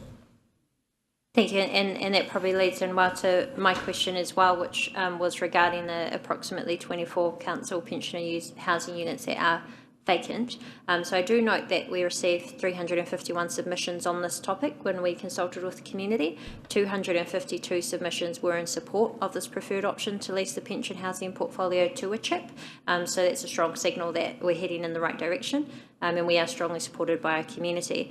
But we did also receive a lot of feedback regarding pensioner housing units remaining vacant and not being upgraded yet. So the question is really, is that because we are waiting to land a chip to then be able to receive new tenants under a new model who would be able to reap those benefits? And I appreciate that it may be difficult to answer if the final decision is with the Minister or with a government agency who we are requesting that financial support from. We have actually just placed 7 tenants into vacant units because they were refurbished, and through the long-term plan, Council approved an additional $1.1 million for capital investment over 2 years for the upgrade of the remaining units. that takes time, just through procurement processes and getting the contractors available to undertake that work, but the intention of our property team is to place pensioners off the waiting list as they become available. There is an opportunity, I guess a further opportunity for any CHIP to place tenants off the wait list to access their IRS, but that kind of becomes a bit of a timing issue of how that plays out. Sounds. Probably the last point, and it touches on the refurbishment pace and the availability to undertake that work. So that was completed. Parallel to that, you also changed the criteria for eligibility to be on our waiting list. So the property team, I understand, reached out to everyone who was sitting on our waiting list to update their status as to see whether they still qualified. So the two processes have run in parallel.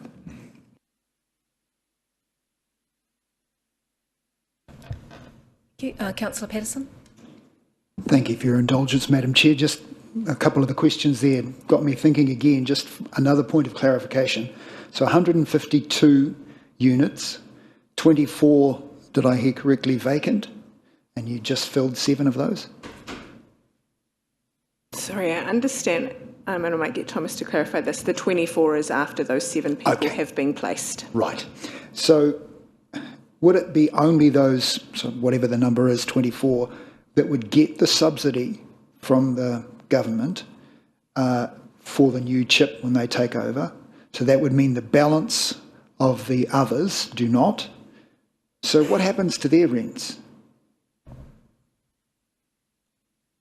So we just clarified they will have, the CHIPs would have to apply to receive that. So that was the clarification where I thought it was automatic, but it's not. They still need to apply. Our existing tenant, so the whole intention of us in the leasing situation is that they would still need to be provided to the community as affordable.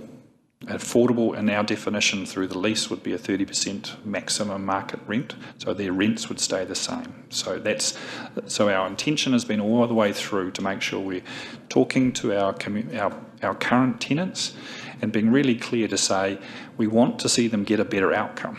So that's in the quality of the units, and certainly during the public consultation there was a lot of feedback as we visited each of the campuses about the level of maintenance and quality of the units. So we had a lot of that feedback. But as Steph had also highlighted, it's been one of your objectives to improve the standard of those, the wraparound services they're provided, but also give them the surety as they move forward. So that's been a really important aspect for us. So protecting their rents against the overall policy objective of 30%, we can't get any more money because we're a council. So a CHIP does have the potential to access those IRRS, we hope. So that's the goal of this process. Thank you for clarifying that. Thank you. Are there any further questions, councillors? Nope, there don't appear to be any. So there are 3 potential options in the paper. I'm happy to move the option that we support the range of leasing options which is up there on the board. Do I have a seconder for that? Thank you, Councillor Brown. Open for discussion on this. As the mover, I'm happy to support this recommendation. So this goes back to, as I said, discussion we had back in July, looking at where we could provide better certainty, better options and more services for the pensioners, and also make it more financially viable for council. So at this stage, we are still only going out looking for expressions of interest, so we're not making a final decision. So we're going out to the marketplace, I think in this case with a lot wider opportunity to see who's out there and what they come back with. I think that the councillors that came along to the pensioner consultation saw that we had a number of varying types of pensioner housing. So some were in very good condition, some were not so good condition. There were areas where there were significant areas of land that could also be developed and for more pensioner housing to be made available. But given our constraints and that at the moment, because we only have 152, it means that the general ratepayer is subsidising the few that actually manage to get into pensioner housing.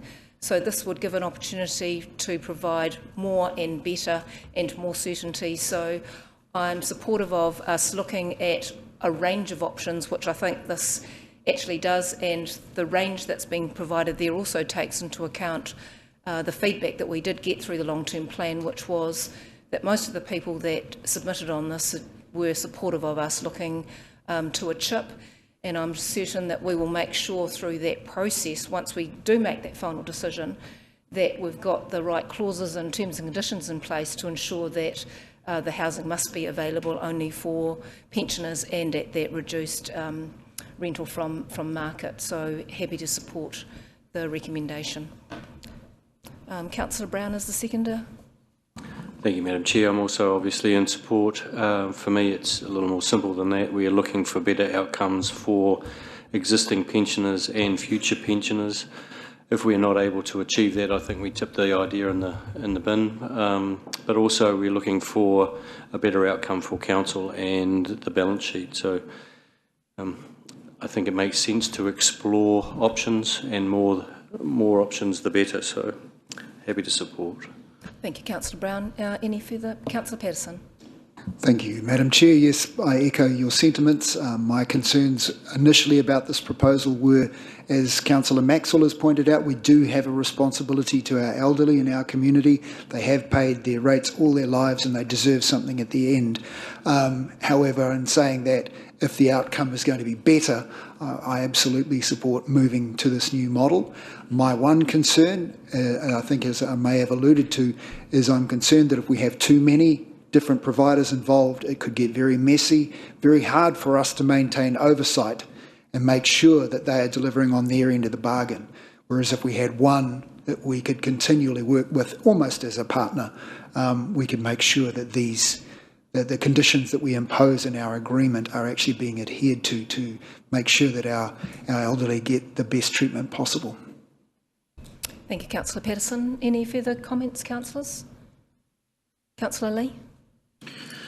Thank you, Madam Chair.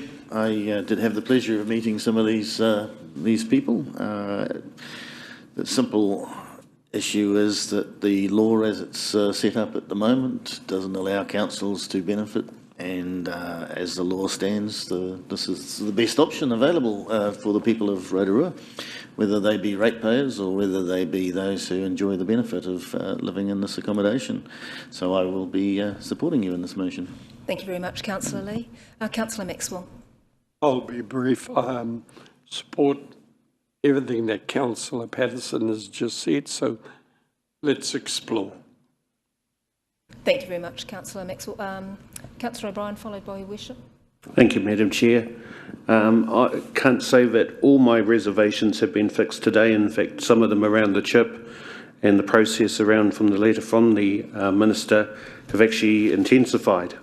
But in saying that, I come to this with an open mind, and as I say, despite some still deep reservations, I'm prepared to help this go as far as expressions of interest from the community, so that at least we can say we've had all sides represented and put before us today. So with a heavy heart, I'll be supporting too. Thank you. Thank you, Councillor O'Brien. Your worship. Thank you very much. I believe strongly that the best solutions are locally led, and going out to community housing providers gives our future pensioners the certainty that it will be local people looking after locals. We have seen, unfortunately, some downfalls when government agencies that are either regional or national are given the task of looking after those who are vulnerable and in need of a house, and I believe, or in need of a home, and I believe that this is a great opportunity for some of our local providers to be able to come together and assist us, because we can't solve our biggest issues alone. So I am supportive of remaining as open as possible to what the options and the solutions may come in, which is why I support these recommendations before us. Thank you, Your Worship. Councillors, we've had a... don't know if anyone wants to speak against the proposal. No, I think as we've noted in point 4 above, the final recommendation, once identified, will still come back to Council for final approval. So hopefully by then we can lighten your heart a little bit, Councillor O'Brien,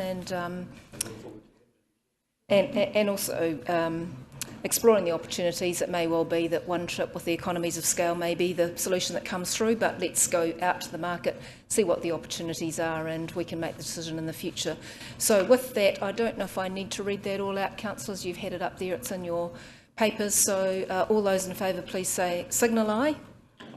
Any against? No, thank you, that is carried. Thank you, councillors. It's 5 to 11. I think we'll just take the break now, so if we could break till 11:15, and then we'll come back and complete the agenda. Thank you, councillors.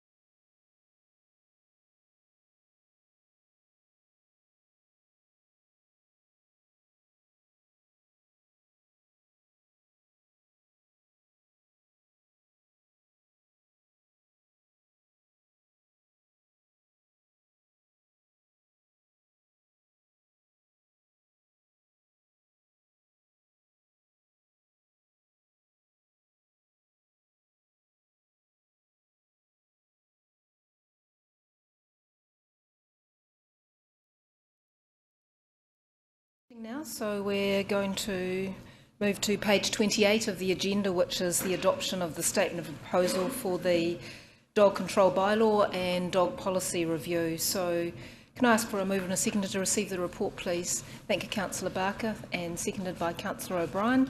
All those in favour, please say aye. Aye. Against, thank you, carried. Welcome, JP, again, and to Greg. Thank you, Madam Chair, Morena councillors. Thank you very much for the opportunity to present to you this morning.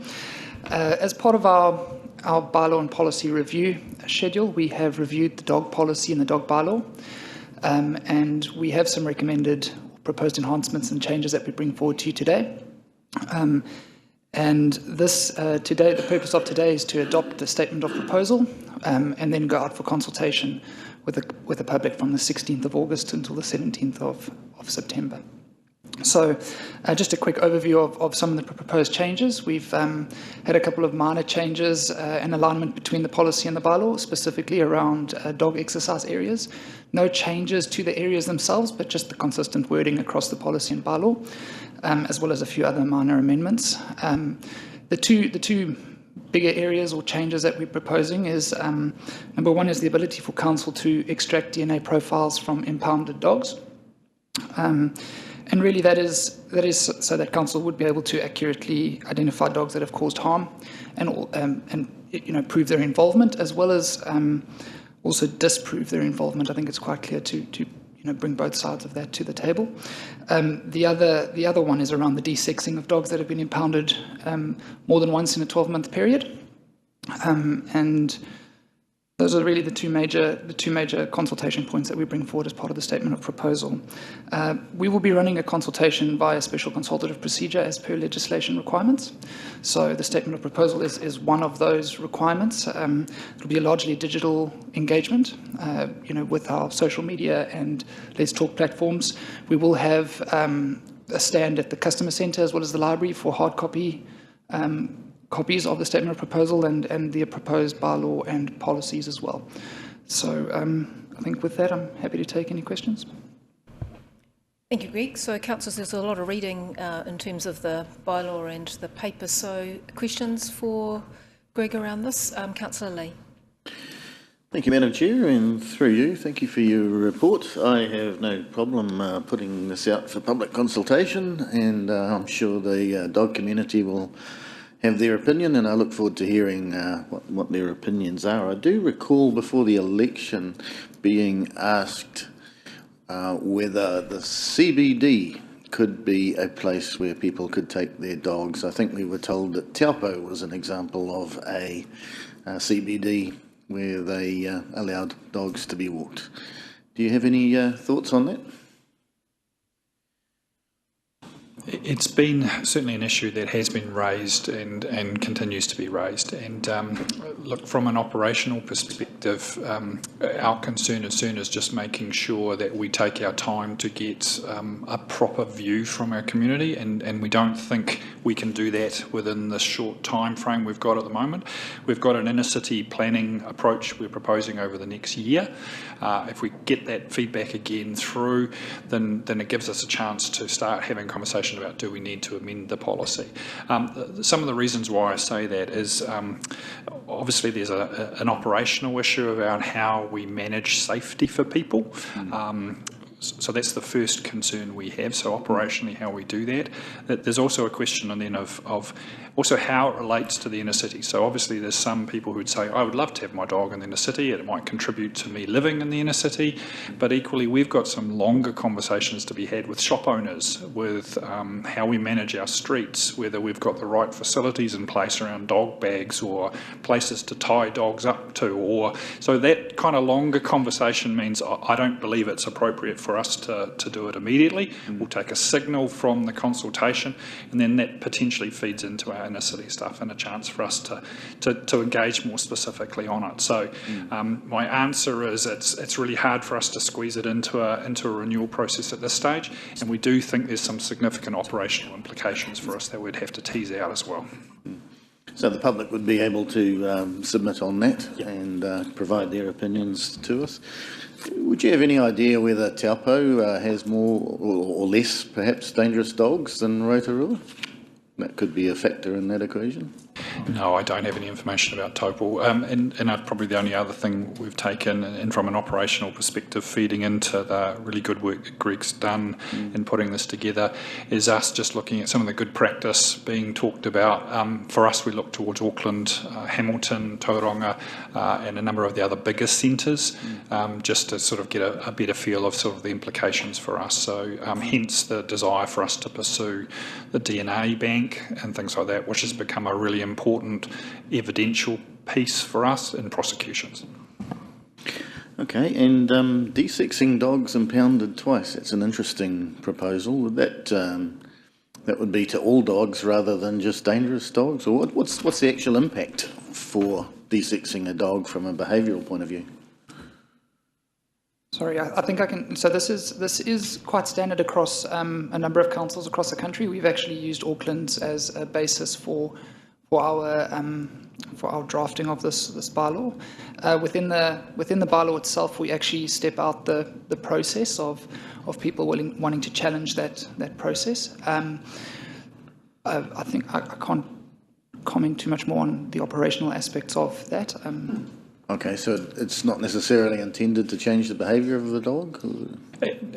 No, not necessarily about that. It actually goes to our other problem, which we're increasingly seeing both from, and I was talking to Councillor Brown earlier, the number of kittens being dropped off at the various vets and at our pound, and equally for us, specifically around this policy, the number of puppies being dropped off or dogs abandoned. So again, roaming dogs that aren't desexed, that we're picking up, and so that hence the procedural stuff here is the ownership responsibility that we're trying to make sure is really crystal clear for people. You do have a responsibility for the well-being of your animal, but also for the wider community from a safety perspective, but also from a welfare of abandoned puppies and dropped-off puppies.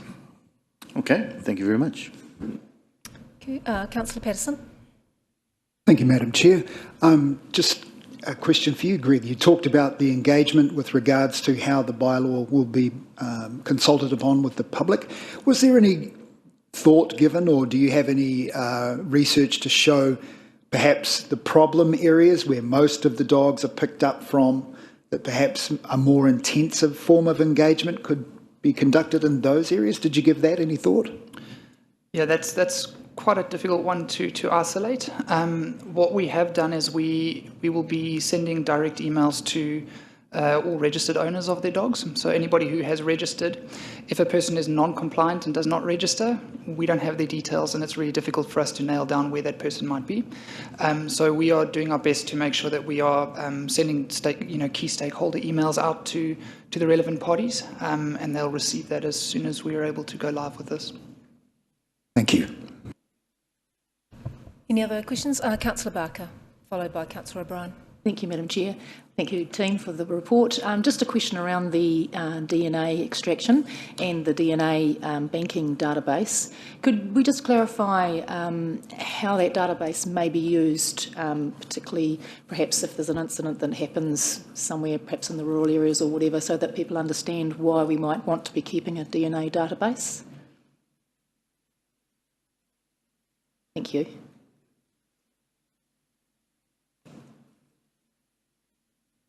Kia ora. In response to that, so the DNA database will be used for running profiles of suspected dogs in serious cases, i.e. dog attacks on dogs, killing other dogs, for example, dog attacks on humans. The purpose of the DNA data bank is really identification. For example, in rural areas, if there's a sheep attack or multiple sheep attacks over a long period of time, in those occasions, normally people won't be able to identify the dogs because they won't see it happening. Therefore, if we can get profiles from sheep carcasses, for example, a DNA profile from a dog there, and if we've got suspect dogs in the area, we can take DNA from those dogs, and then we can send it through to Massey University, and they will run the DNA through to see if we get a DNA hit. So the purposes is really for those is to secure an identification of the offending dogs, or alternatively to disprove the involvement of suspect dogs. Thank you. That answers my question. Thank you. Councillor O'Brien, followed by Councillor Maxwell. Thank you, Madam Chair. Through the Chair, thank you both, and JP. Two questions. First, could I ask, has there been any consultation about the policy or the draft policy recommendations with either dog breeders groups, hunting clubs, police or SPCA, or have we just looked at what other councils are doing and formulating? In reviewing the bylaws and policies, everyone is different. With regards to the dogs specifically, we hold a lot of that data internally. We have not yet consulted formally with the police, the SPCA, although the team is in contact with the SPCA very regularly. We will be sending out key stakeholder emails to all of those groups as part of this initial setup of the consultation. Okay, thank you. And the second part is, if I can just follow up on the DNA, whose actual responsibility is it to control the DNA bank? Is that our responsibility, or will we contract it out, or what's the... Massey University will hold the DNA data bank. We just collect and send. Right, so that would be our people at the pound would be collecting that, or our animal control officers? Correct. Okay, and I take it there'll be a policy on collection and to, at some point? Yeah, we're currently collecting DNA already for investigations, and that's proved to be successful. We've just had a successful sentencing on DNA alone. So we are currently using that as an investigative tool. This is slightly different in the fact that we are asking to be able to take DNA from dogs that end up in the pound and send it away to be placed on a DNA data bank.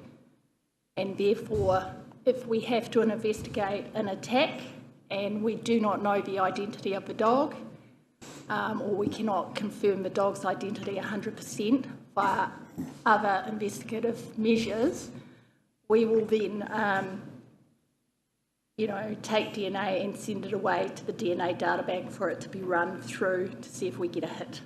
Thank you. And could I just clarify, would the collection be on all dogs that are, say, even a roaming dog, or is it only for certain circumstances like attacking, or all dogs that would be end up in the pound? Dogs that end up in the pound. They are more than likely to be our offending dogs because already the owners have proven not to be responsible by allowing their dogs to roam. Thank you. Thank you, Madam Chair. Councillor Maxwell. Thank you, Madam Chair. Tēnā kōrua. The question I've got, I think, might be for you, Greg. That's on the recommendations 2C, that the dog control bylaw with the amendments proposed does not give rise to any implications under the New Zealand Bill of Rights Act. Can you just elaborate a little bit more what is really meant by that?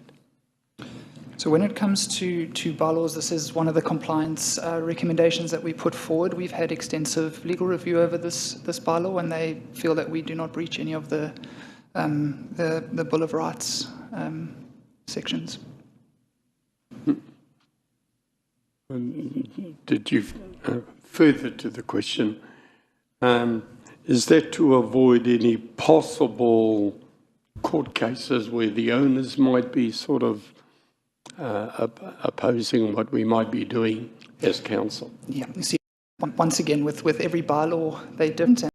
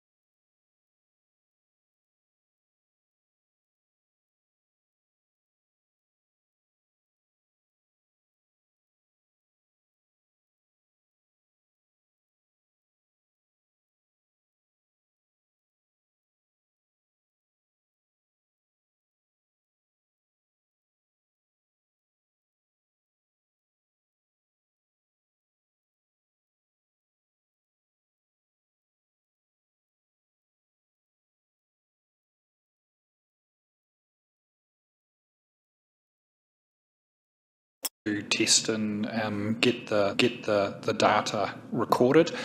Look, I think our approach has been is the intention of, and I think Mihi touched on it then, with the prosecution being undertaken solely on a DNA sample recently. Obviously through the courts we can seek costs. And obviously it also shortens our investigation time if we can clearly get that evidential link between on a DNA basis.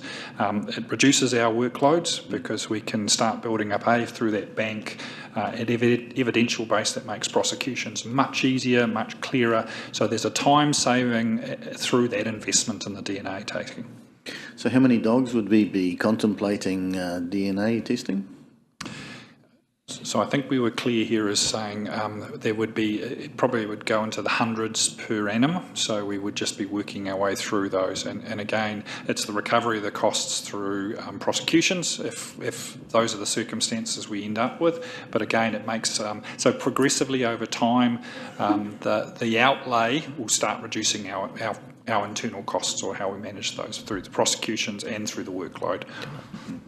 Okay, thank you. I think Elsie just wants to make a comment too. Yeah, through you.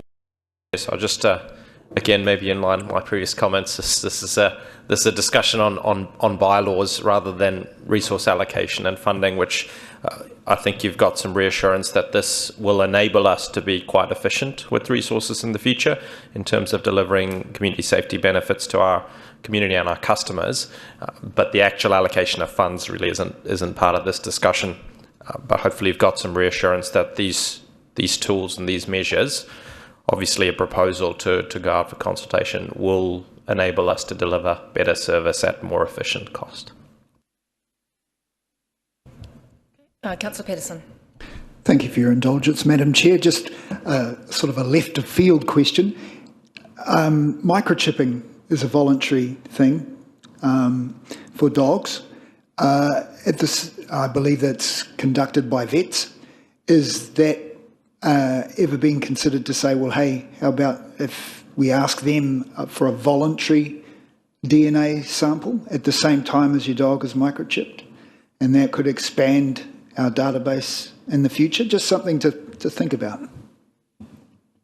I think maybe that's when we engage with vets and so that other, obviously, community groups, that might be a good response that they could provide us.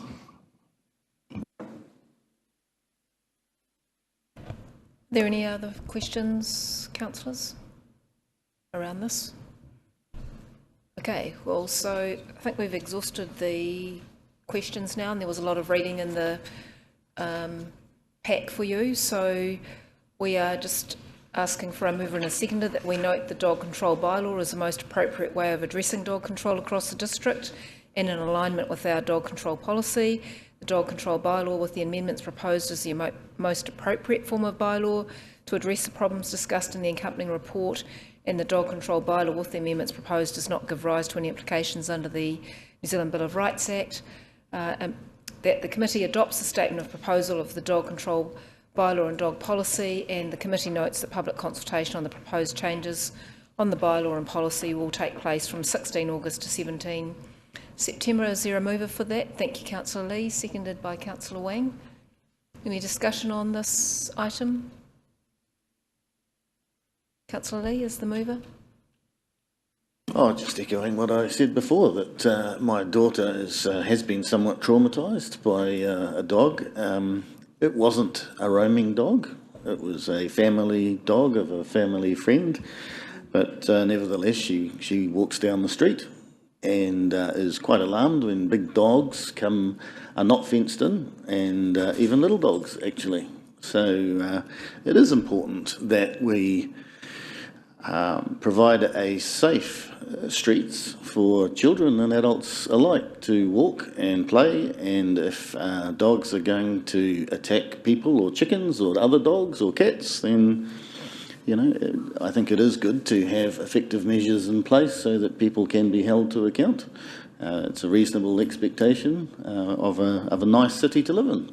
So I will be supporting this and looking forward also to hearing what the community have to say, because I'm not a dog owner now. I have been, But this is an opportunity for the community to be heard and for dog owners to tell us what they would like us to consider. So I'd invite them to engage in the process.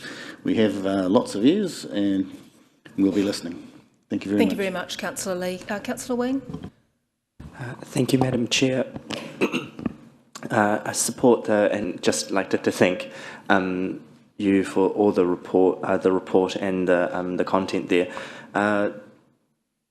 Many that live in the rural areas will be too familiar with animal, dog attacks on their stock, and so we've experienced it. Many of our neighbours have experienced it, and often in many cases, like Mihi mentioned, that sometimes you never find the offending dogs. So I absolutely support this more robust process to help identify and hopefully to streamline that process, but also to give, comfort to those affected by these processes as well, and look forward to hearing from the public after the consultation and the hearings. So absolutely be supporting this. Thank you. Thank you, Councillor Wang. Is there anyone who wants to speak against the proposal, since we've had two in favour? And I think we can probably put the motion, unless there's anything you particularly want to say, Councillor Patterson. I think we're going out for consultation, so we will hear from the community. So I'm happy to put that motion now. All those in favour, please say aye. Aye. Against? Thank you. That is carried. In case you're wondering what these little black things, these little black lumps here, they are not doggy doos, but they are doggy do bags. So if you know a dog owner, they can come in and give us some feedback, and they can collect some of these doggy do bags from the council reception. Thank you, councillors. We will move on now to the Community and District Development Report. So welcome for the third time, JP. Can I have a mover and a seconder to receive the Community and District Development Progress Report? Thank you, Councillor Wang, seconded by Her Worship. All those in favour, please say aye. Aye. Against? Thank you, that is carried. Now, JP, we've got page 33 to about 59, I think. Yep. So is there anything in particular you want to highlight out of the report, JP? Thank you, Madam Chair. Yes, I wouldn't mind just taking a moment. I attempted at the front of the report just to summarise some highlights for the year. So whilst this is the monthly report, I just thought it was an opportune moment just to highlight some of the positive outcomes we've seen achieved across the last financial year. I suppose and that's detailed on pages 35 and 36. So just picking up on some of those key outcomes, we've had a really positive restart of the Youth Council, so they've made some really good progress and really enjoyed their time and participation in that process, so that's really positive for us. I also highlighted in here some increases in the use of the library, so the library continues to offer great services that are used by our community actively, so that's incredibly positive for us. And then again, some of the other outcomes and priorities that you've identified as a council, obviously the CBD safety outcomes, so repeating some of the improvements we've seen about CBD safety that were presented to you a month or two ago by the Area Commander, Herbie Nafika. Really positive in that space. And then certainly from a planning and growth perspective, signing off of Plan Change 9, a huge amount of work in that space and the future development strategy. And running in parallel to that is a huge workload for those operational departments. So the building consent team seeing, again, a record number of homes built. So that's a huge amount of workload for them to stay on top of. So some really positive work by those different departments. So that's been pretty critical for us. And then finally, I had a question from Councillor Patterson as to why our report had only repeated the partnership grants that had been issued over the last 3 years. And again, it's the timing. So generally, we have items completed a couple of weeks in advance of the agenda going out. So the final decisions around this 24 to 27 grant period were made. and all those recipients were notified in the last sort of few weeks. So we've just put a slide together here, councillors, just to show you again some of those objectives we use to drive the delivery of those different grants, and just on the next table, those are the recipients who are receiving the total of 195,000. So we'll put this in to make sure it's in Stellar for you, just to check back against any interest you have about the previous recipients.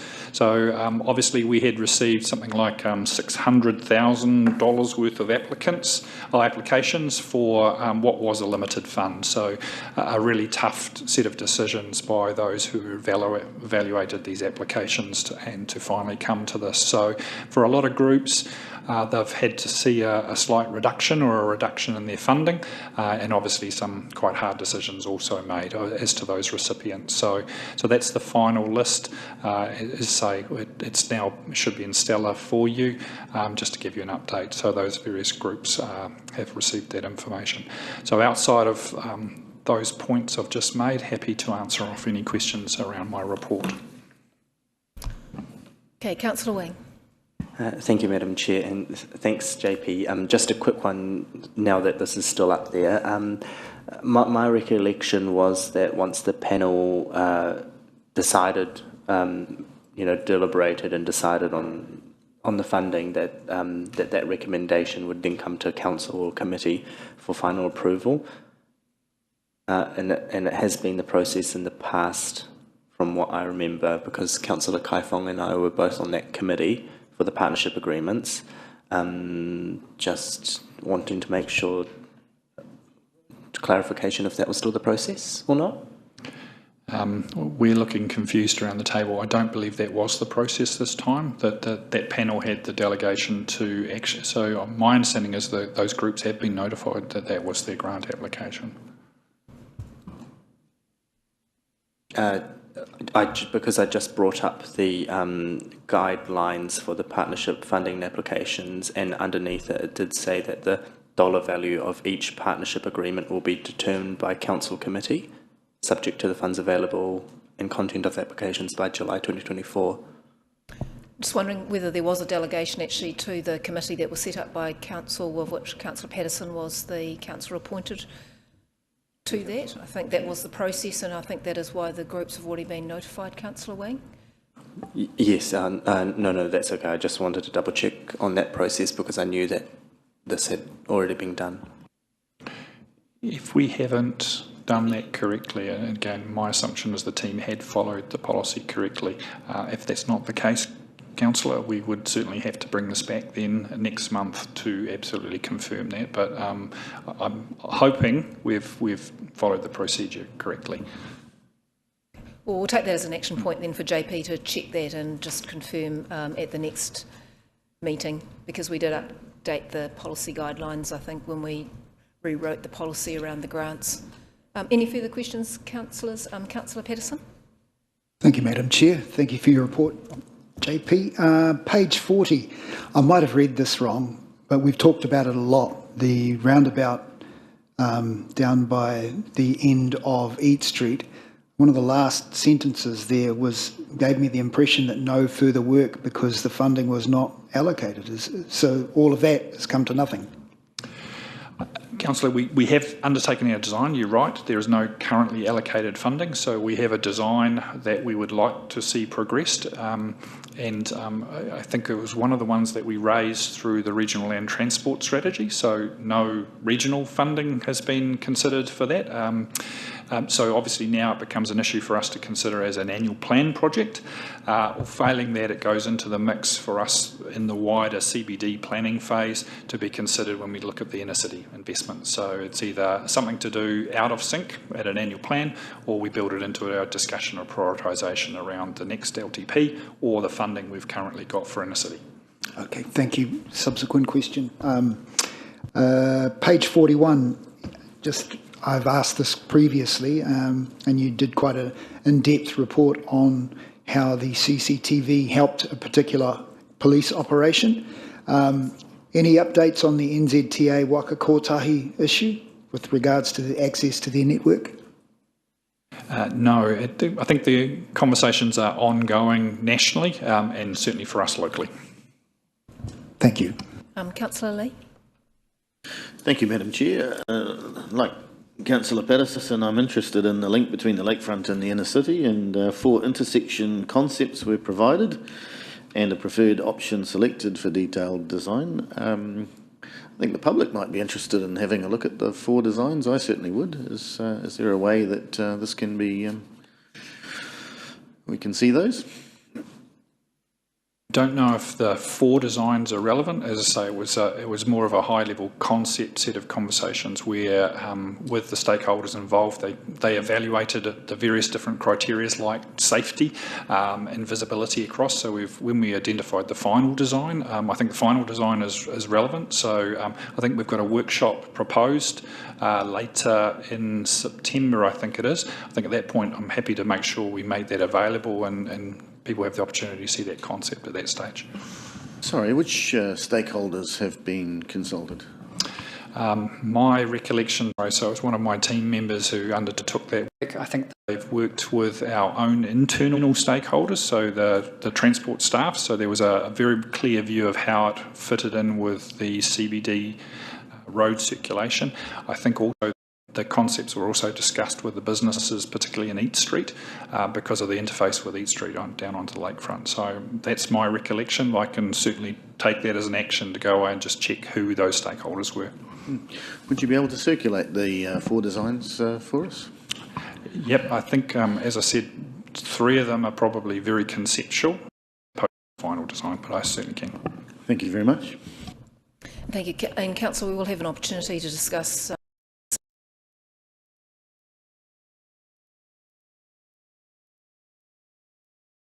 proposals for that area. Any further questions? Sorry, Councillor Barker. Madam Chair, thank you, JP. Just on page 41, it just talks about the closure of the backpackers for renovation and redevelopment and how that's impacted on the rough sleepers in the CBD. Is there any support or services or ways to help these people or strategies that are in place? Yes, there certainly has. One of the things that we have agreed with a number of government agencies was to make sure we made them aware of when we were advised or whether our regulatory action had led to a decision by an operator to close because of the potential knock-on implications. So in the example that's cited there, there was over 2 months' notice provided to people who were tenanting that backpacker, and so a number of government agencies had given them support, MSD, and certainly the hub to try and find alternative accommodation. People's behaviours and choices is then influenced, so you can help as many people as possible, but they again make some of their own decisions. Of course, yes, thank you. And I just wanted to actually give a shout out to some of the members of your Thriving Community team.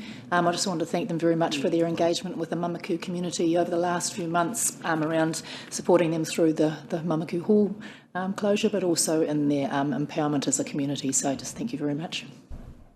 Councillor Barker, Councillor O'Brien. Thank you, Madam Chair. Through the Chair, thank you very much for your report, JP. JP, since you bring up the consents process around the motels, apologies. Could I just ask, could you talk us through, and sorry, I think I raised this last month, but you were out of the room at the time. Could you take us through what your team, what work's going on with those where there hasn't been a application to renew the motel resource consent? What work's going on so that when the resource consent runs out in December, that they move out of that activity, please? So, whilst we have applications for 7 new consents, you're correct in saying we have operative consents now that expire in December. So the staff, I think last week, undertook one of their regular inspections. So under the current consent conditions, they still inspect all of the motels for compliance against those consent conditions. As part of the original requirements, any consent that doesn't have a new consent they have to have submitted to us an exit plan. So HUD, on behalf of those operators, has submitted exit plans to us, and so that is to ensure that on, I think it's the 15th of December, those premises where consents are not being sought for, new consents are not being sought, will be exited. So they have submitted a general exit plan with us, and the compliance team are directly talking to them about ensuring that they move towards those premises being empty as of that date expiring. Sorry, just a quick supplementary, if I can. So sorry, so we're talking with HUD to make sure that those expire on the 15th, that activity ceases. For those that do not have a consent application, renewed. Yes, correct. Thank you very much. Thank you, Madam Chair. Councillor Lee. Thank you, Madam Chair. For another question, page 54, or 21 of your report, gives us a bit of a report on the goings-on of the Rotorua Youth Council. I see they adopted a code of conduct. Which one was that? Was that the standard LGNZ, or was that a Rotorua drafted one, or what was that?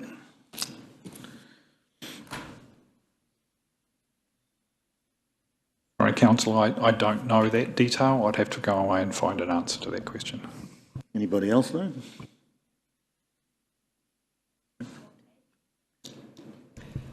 Perhaps if we just take that as an action point then, Councillor Lee, and for one of JP's team to report back at the next meeting, or thank you very much. The next meeting. Thank you. Madam Chair, I think that's a really, we're starting to go into a lot of detail for action points for staff to report back. I'm not sure there's much value in the limited time that they have and really big tasks that they have, but perhaps we could just get an email sent to the councillor to confirm. I can't see what page it's on, but the Youth Council have been doing fantastic work. They're very independent, and I expect that that code of conduct is their own personal one, and I believe that they had a really good session, and actually we could probably learn a lot from them in establishing a good code of conduct too. Thank you, Worship. Yes, it only needs an email back out just to confirm what document they are working off. So any further questions, councillors? No, thank you. Thank you, JP, then, for that report. And we'll now move to page 60, which is the Corporate Services, Events, Culture, Heritage and Mahi Toi Progress Report.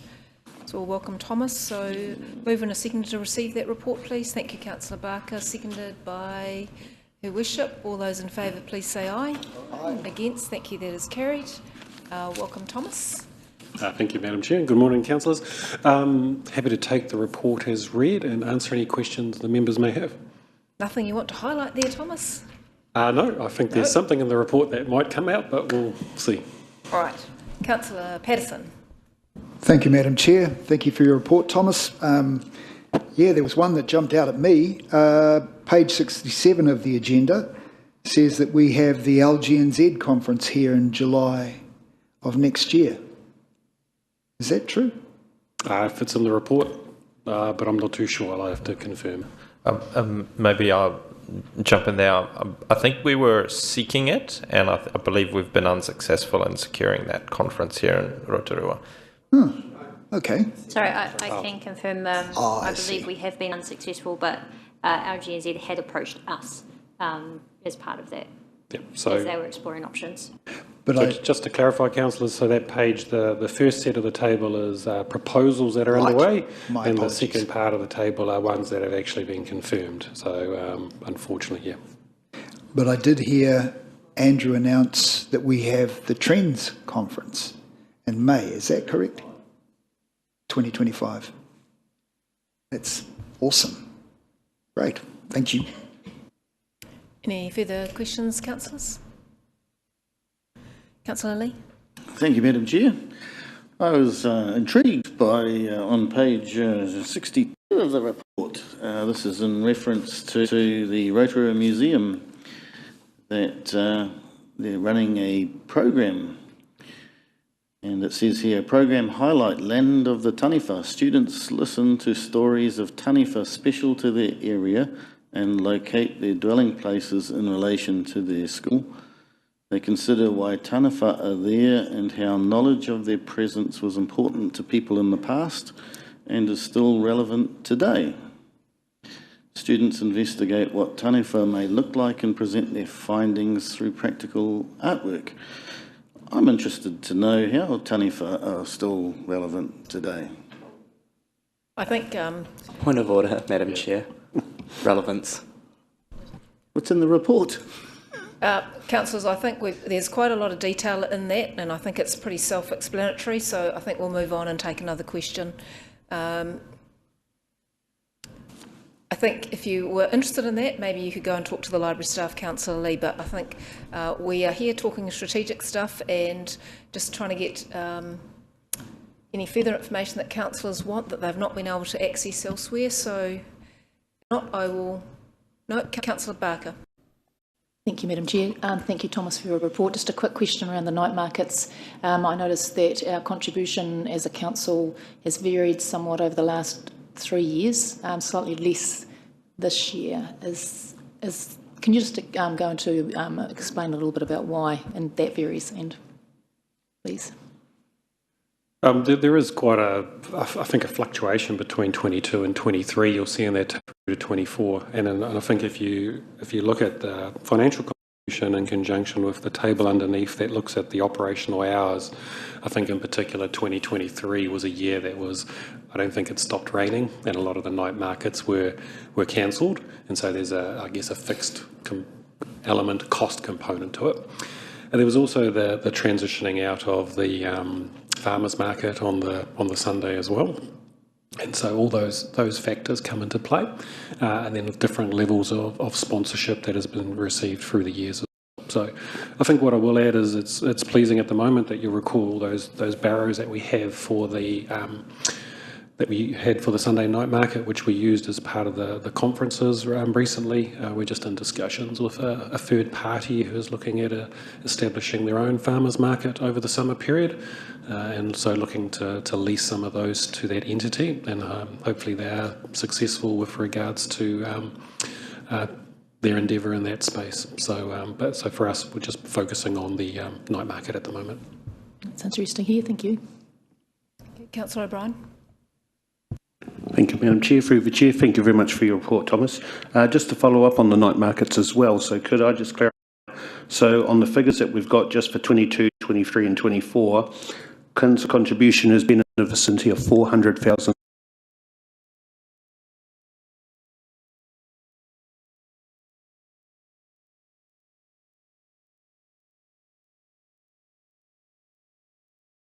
Actions that you're aware of, or anything we can do to try and reduce our contribution there?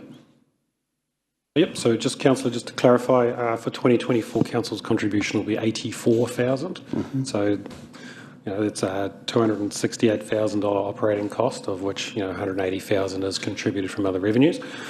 I think have to weigh up the fact of, and it's a question to ask around that night market, is what its purpose is, and I think this needs to be taken into account into future work around the inner city and the CBD.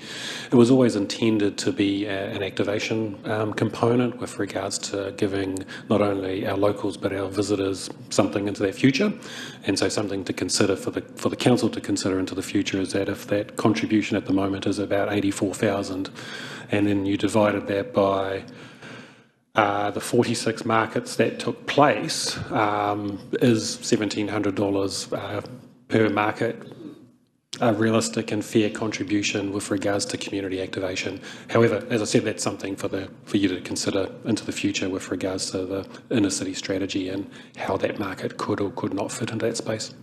Thank you. So it's still roughly about 400,000 over the last 3 years. So how soon do you think we will have an option on, as part of the work going forward, to say, well, how much further do we contribute to this particular activity, or give you direction as to how far we want to keep going? Thank you. Thank you, Madam Chair. I might take that question. Look, I think it's as Thomas has outlined, the circumstances have been quite different over 22, 23 and 24. So it's a little bit challenging, I think, to draw a conclusion from those three data sets. They're responding to quite different circumstances. To answer your question, when would be the appropriate time to have a discussion about that? In a couple of months, we'll be kicking off annual plan discussions, and I think that's the time to look at allocation for funds and understand whether that's where you want to allocate funds for community activation or not. Can I just say I take on board your comments. Unfortunately, it is for us as council, we only receive 3 years worth of data, especially on a report that you're approving. If you feel free to include more for next time. But again, what's put in front of us is what we have the ability to comment on. So thank you. Thank you. Remember, Councillor O'Brien, this is in the report given that your request last month. Any further questions, councillors? No, there don't appear to be any. So thank you very much, Thomas, for answering those questions. We've only got one item now, which is to consider, which is in public excluded. So that's an update on board membership and reappointment of director and board chairperson for the council control organisation Rotorua NZ. And the reason is to protect the withholding of the information is necessary to protect the privacy of a natural person. So can I ask for a mover and a seconder to move into public excluded? Thank you, Councillor Barker. Thank you, Councillor Wang. Point of clarification, Madam Chair. Once again, we don't have an explanation in plain English as requested by the Ombudsman as to why this particular item applies to this particular subsection of the Local Government Official Information and Meetings Act. It doesn't seem like a difficult thing for me to construct a sentence or two that would explain that. I don't understand why it's... I think I just read that out, Councillor Lee, that it was to protect the withholding of the information is necessary to protect the privacy of natural persons. So we are going to be talking about a person. So we are going to do that in confidential because there may be questions that councillors wish to ask. And we need to do that in a confidential situation. So I've had a mover and a seconder for the recommendation to move into confidential, so I'm going to put that motion now. All those in favour? Madam Chair, point of clarification, please. I don't think you understand my question. The Ombudsman's report, what is quoted here is a subsection of the Local Government Official Information and Meetings Act. So the Ombudsman report, which was 10 months ago now, said that that was not sufficient, and we should be providing an explanation in plain English, not just quoting the subsection, as to why this particular subsection applies to this particular item. And we're not doing that. I think I have given the explanation, Councillor. You may disagree with that explanation, but I'm going to put that motion that we move into public excluded. All those in favour, please say aye. Against? Thank you. We are now moving into public excluded. I have one